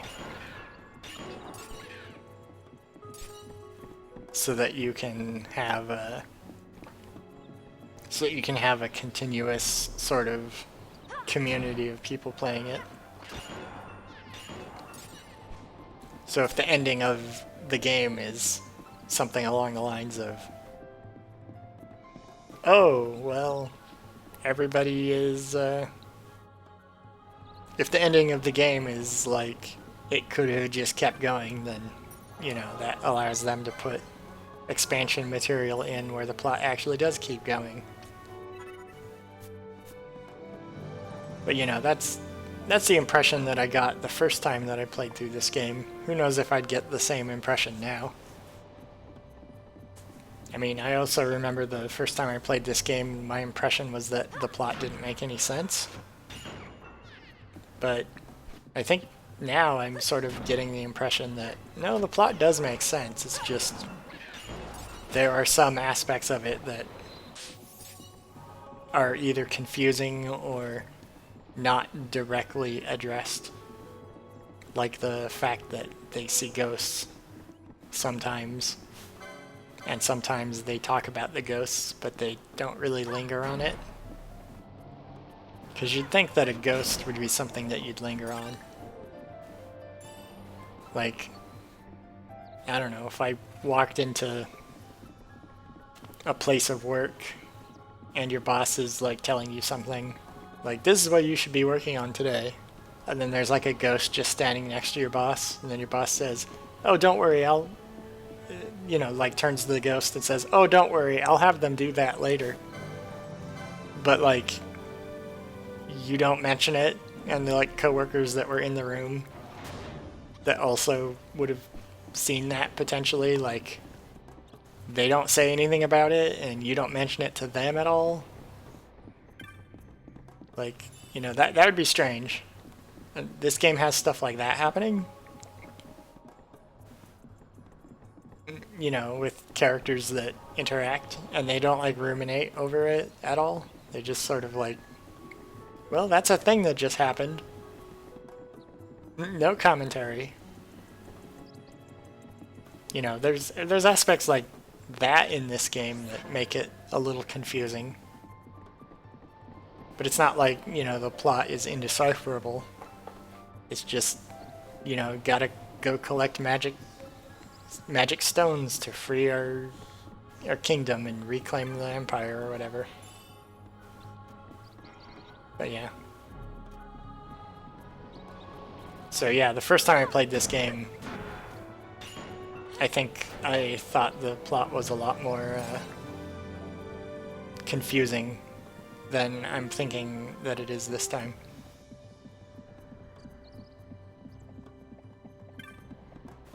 So yeah.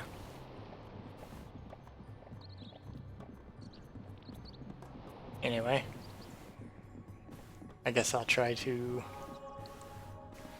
do this boss fight. And then after that and trying to do the hunt. Actually, I'll look at my map.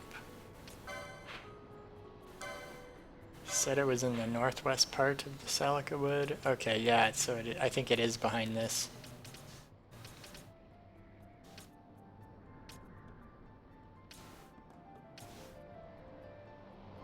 Okay, so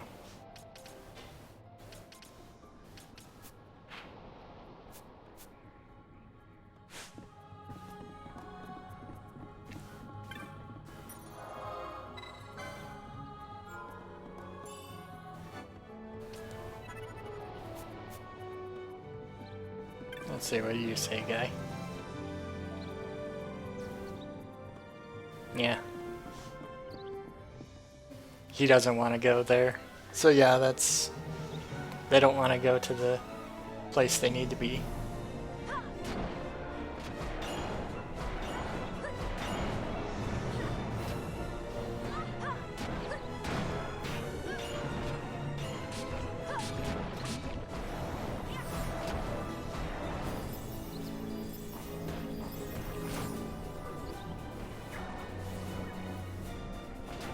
Okay, so he does summon more.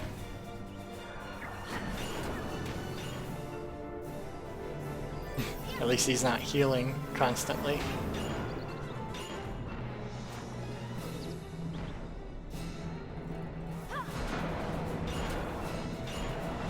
Okay, so this probably was a beatable fight the first time.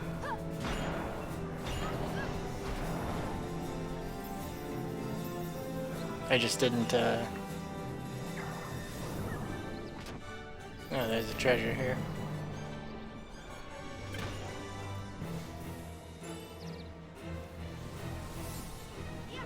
Just random bit of money there. We pick up in the middle of the fight. Oh, he does heal, I guess.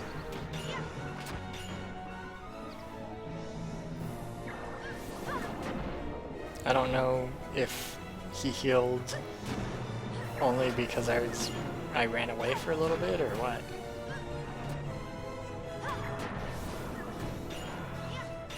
I guess it depends on how much he heals, whether or not I should try to stick it out or run away.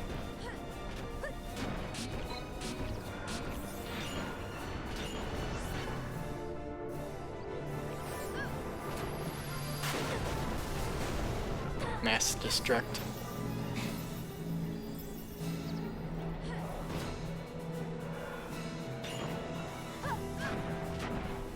It's not clear to me. It's not clear to me how much he healed the first time. Like if he can get one healing magic off and it replenishes half his life bar, then it might be a thing that I can't beat right now. But the way things are going, it seems like this is doable. It's just you got a full heal at some point for a reason that I don't know.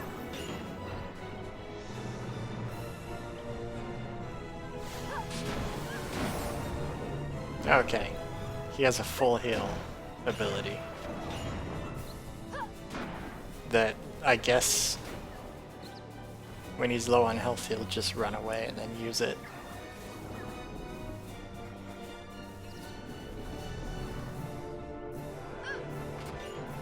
That might be that...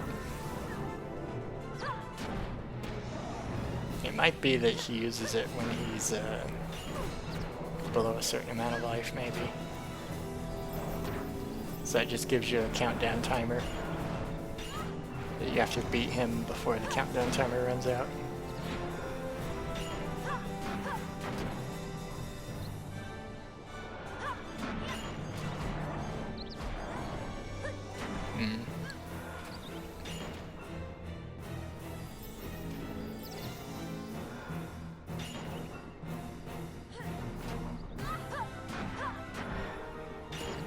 Yeah, this might be beatable.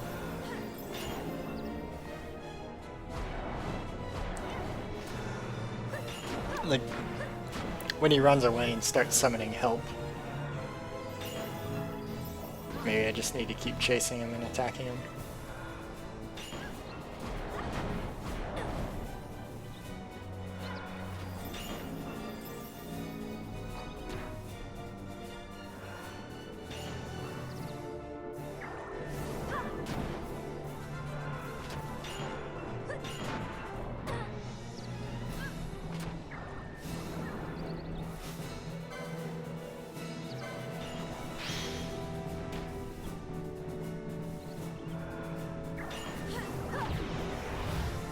Nope, I beat him. Yay. And because I beat him, all his minions disappear, I think. And he just turns into a normal bomb.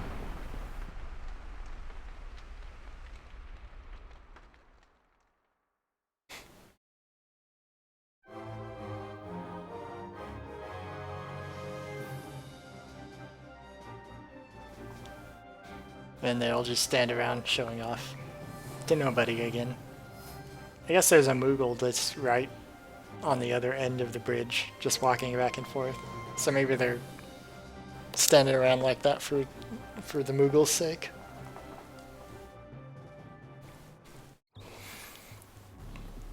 Okay. Oh, actually they are still here. That's funny.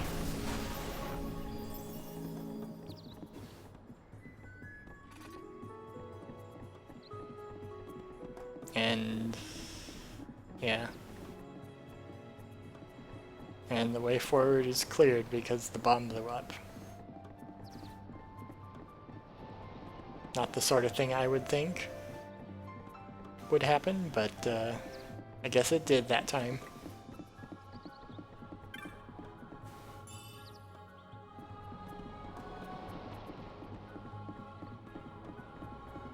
Okay, well. Now I'll see if the special enemy to encounter is around here somewhere. The hunt. See if I can finish that up before heading back. What is that? Back into me? It's like a orc or something with... I think those tusk things are part of its headgear. Like, I can't really tell. It's hard to get a good close look at things. Oh, and he dropped money, I guess.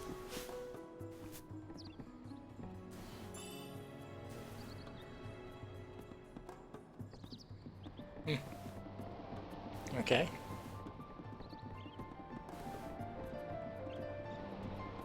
Gotta move the mouse a little. Make sure it doesn't fall asleep again. Or make sure it doesn't start to fall asleep again.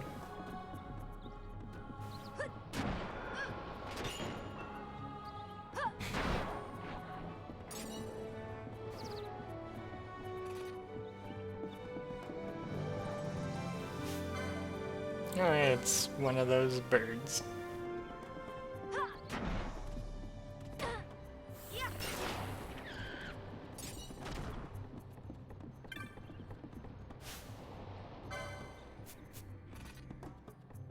What is that?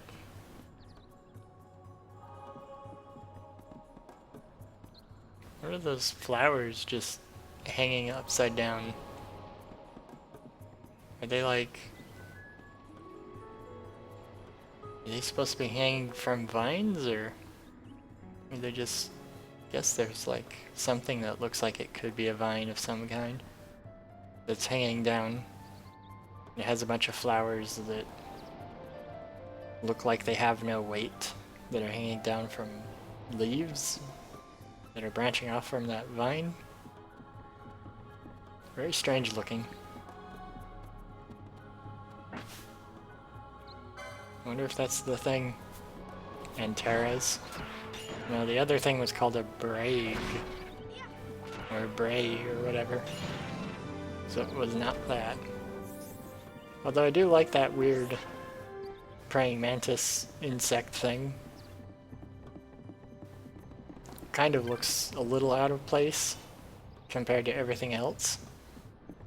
Looks like it, whatever it was, should have been in a science fiction-y game. I think there are other bug enemies though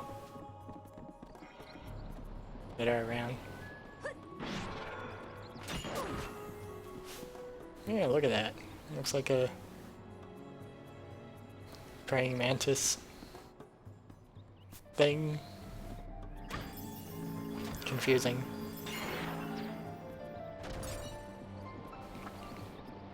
Insect husk. Oh wow.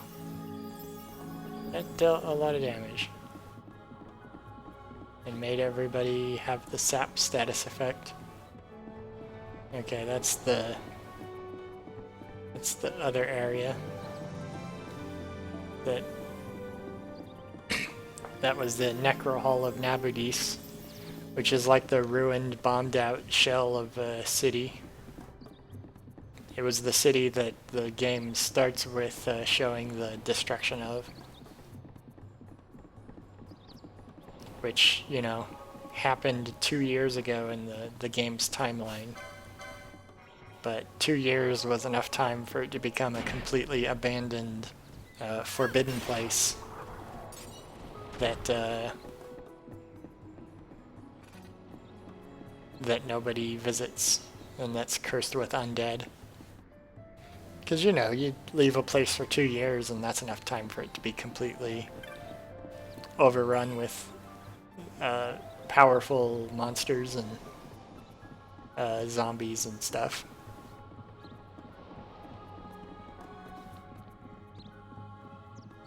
I guess that makes sense if it's like a war zone. The magic of like people suffering and dying or whatever in the city does that. But it's also like, you wouldn't think that that would happen in a recently inhabited location. At least I wouldn't think that. A peck of greens. Okay. I guess that's a good way to measure the category of food item that you would give to a bird. Let me look at the map of this area again. But yeah, I guess a peck of greens would do that. Wait, that other place? Okay, that must be 2 entrances to... That must be 2 different entrances to the Necro Hall of Nabudis.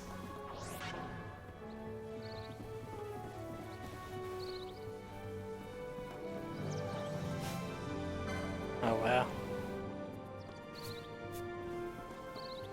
It looks like it's super dangerous.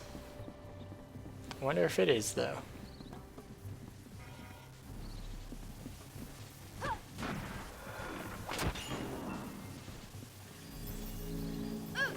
No, it doesn't look like it's super dangerous. That's a large, sparkly horse.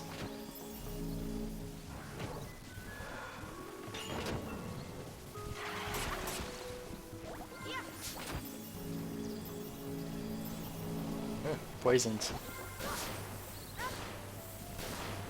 At some point you start being, it starts becoming harder to tell when the enemies are dangerous. Because what happens is that they start using more and more magic status elements. And the status elements are what causes the enemies to become threatening. Like this thing is using inversion on us so that our hit points and magic points get inverted. And since your hit point cap is 10 times what your magic point cap is, that's effectively just you get full magic but you're near death, so you'll drop in 1 hit.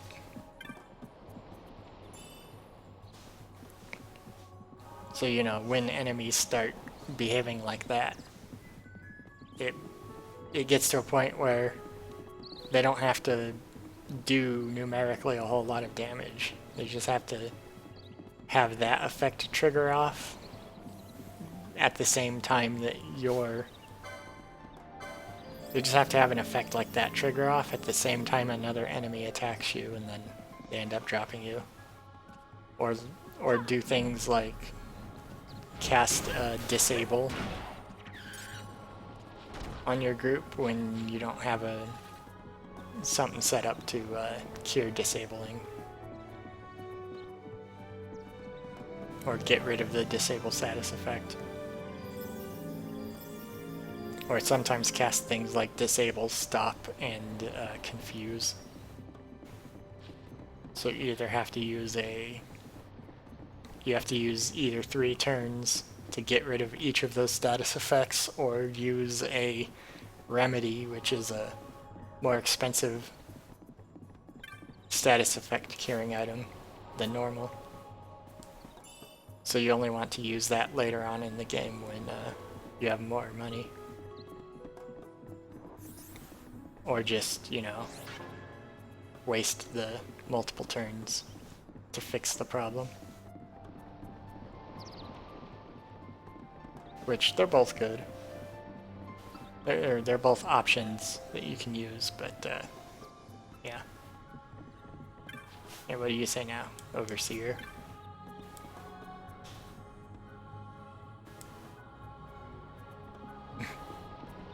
Hey, you killed that monster? That's pretty good.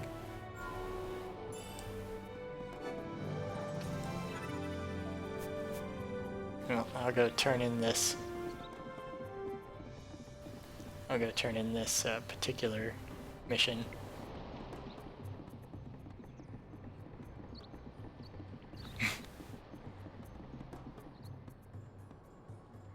Pinello has...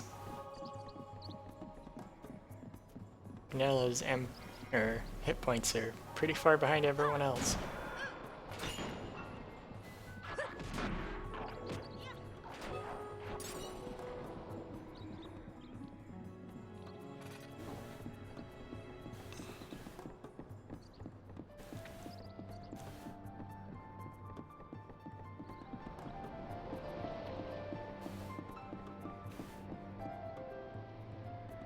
Okay. But yeah, I think I'm gonna wrap up here pretty soon. As soon as I get back to that guy and turn in the mission. Wonder if the reason why I wasn't able to fight that other critter was because I had the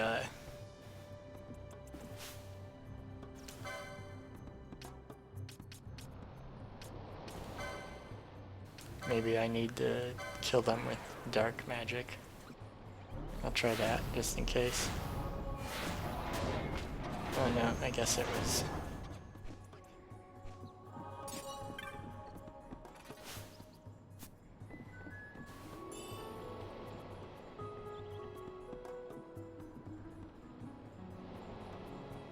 Okay, I guess it didn't appear this time.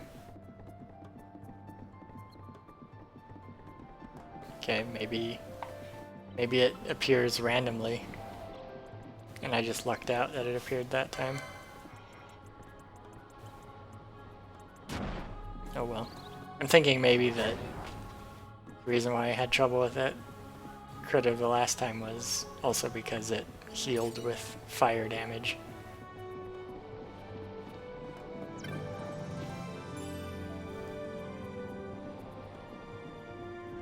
A rose corsage.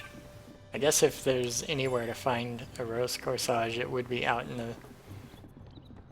the middle of a, you know, pretty overgrown looking forested area. I mean, all the rose corsage is just something you pin to your shirt. Unless there's something else about a corsage that makes it fancier than that.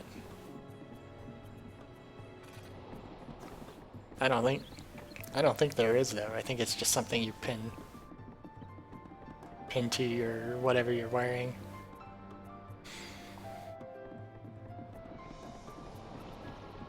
Okay. I'm almost back now.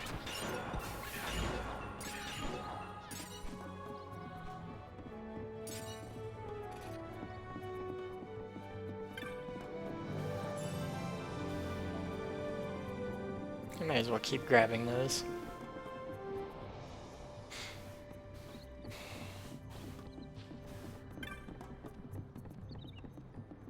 I'll go talk to the forest traveler. What does he say? Let's see, if you leave the Salica Wood to the northwest, you'll emerge near the place where the city of Nabury stood until 2 years ago. Up until recently, if you went in that direction, you'd be sure to see an eerily flickering light. Turns out it was a creature called the Bray. Okay. I guess he, even though I returned directly from that direction, somehow he found out that it died before I showed up. And how did you get over there anyway? Actually, how did that other guy get over there? Because he said he went that direction, and the Bray thing is what prevented his, that stopped him. That means that the bomb didn't stop that other guy. Because the boss monster was blocking the bridge. I think by the point in the game that... I think when you get there the first time, they kind of expect that you'll do that fight, though. Because there's really no reason to skip that fight.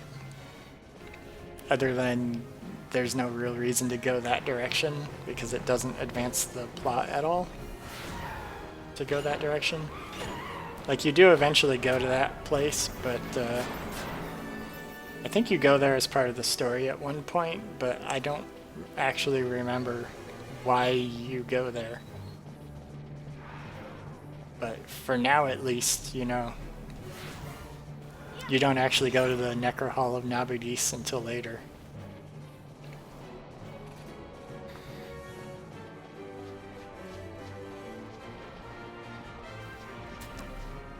You know. So it's an area that you theoretically have access to that you don't actually have reason to go there for a while.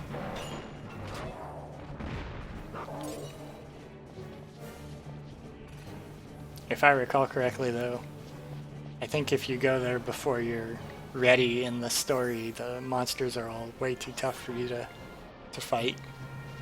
Or you can fight like one of them at a time, but it's both hard to get only one of them to fight you at a time. And it's also hard to, even if you do only fight one at a time, it is also hard to fight them. Like, I remember fighting them and then running away when I wasn't able to take out one of them at once. Running away and then trying to come back and fight them again and running away. Basically just meant I lingered on the edge of the zone and was ready to turn away and flee to the next screen as quickly as I could. I think if I tried to go in there now, that'd basically be the same experience. So there's no reason for me to go that way. Well, what do you say, Vakenza? You killed the Bray. Here, your reward. He gave me a caliber, a high ether, and 1,700 money. Hope my partner comes back safe. You want me to go look for him? No thanks. The Salica Wood is no place I fancy going alone. I'm supposed to bring my wares to the hunter's camp on the Fawn Coast, and I'm lacking both partner and wares.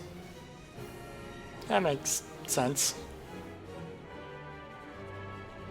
He says he can't find his partner, and where could he be? I don't know if you ever find that guy's partner, but you probably do find him somewhere in the world and talk to him. Actually, that might be somebody that you find his partner and the partner's already in the Fawn Coast. That seems like something this game would have. Where you find him and he's like, where'd that guy go? We got split up on the Misforeign High Waste, but I don't want to go find him because I don't want to be running around alone by myself. But I think that's enough for now. I got pretty, I didn't really do much collectively. I completed 2 hunts maybe? I guess I'll look in here. And I'll just see what the achievements I have are. Bird. I moved. Use special abilities 100 times. Yeah, that's... What is this?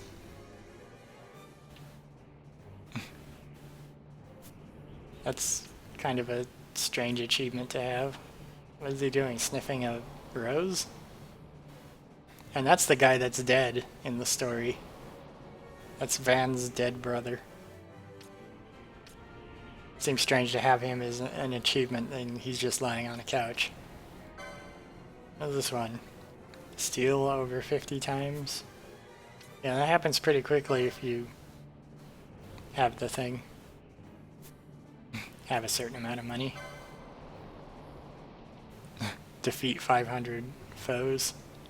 You see, that seems like an achievement that should be higher. And I don't even know what this title thing is. I think maybe when the game was multiplayer, it allowed you to equip titles or something. Maybe it was something they were planning, and that's what this thing was for. It like unlocked character customization options for multiplayer that you could tag your character with. That's the whole point of this screen, but since they made it not multiplayer, like most of these things, the titles that you earn make no sense and serve no purpose anymore. But yeah, I think towards the end of the game you the whole place is relatively packed with stuff.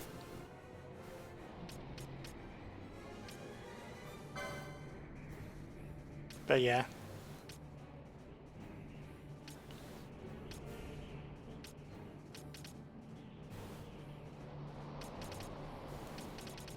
Yeah, I think I'll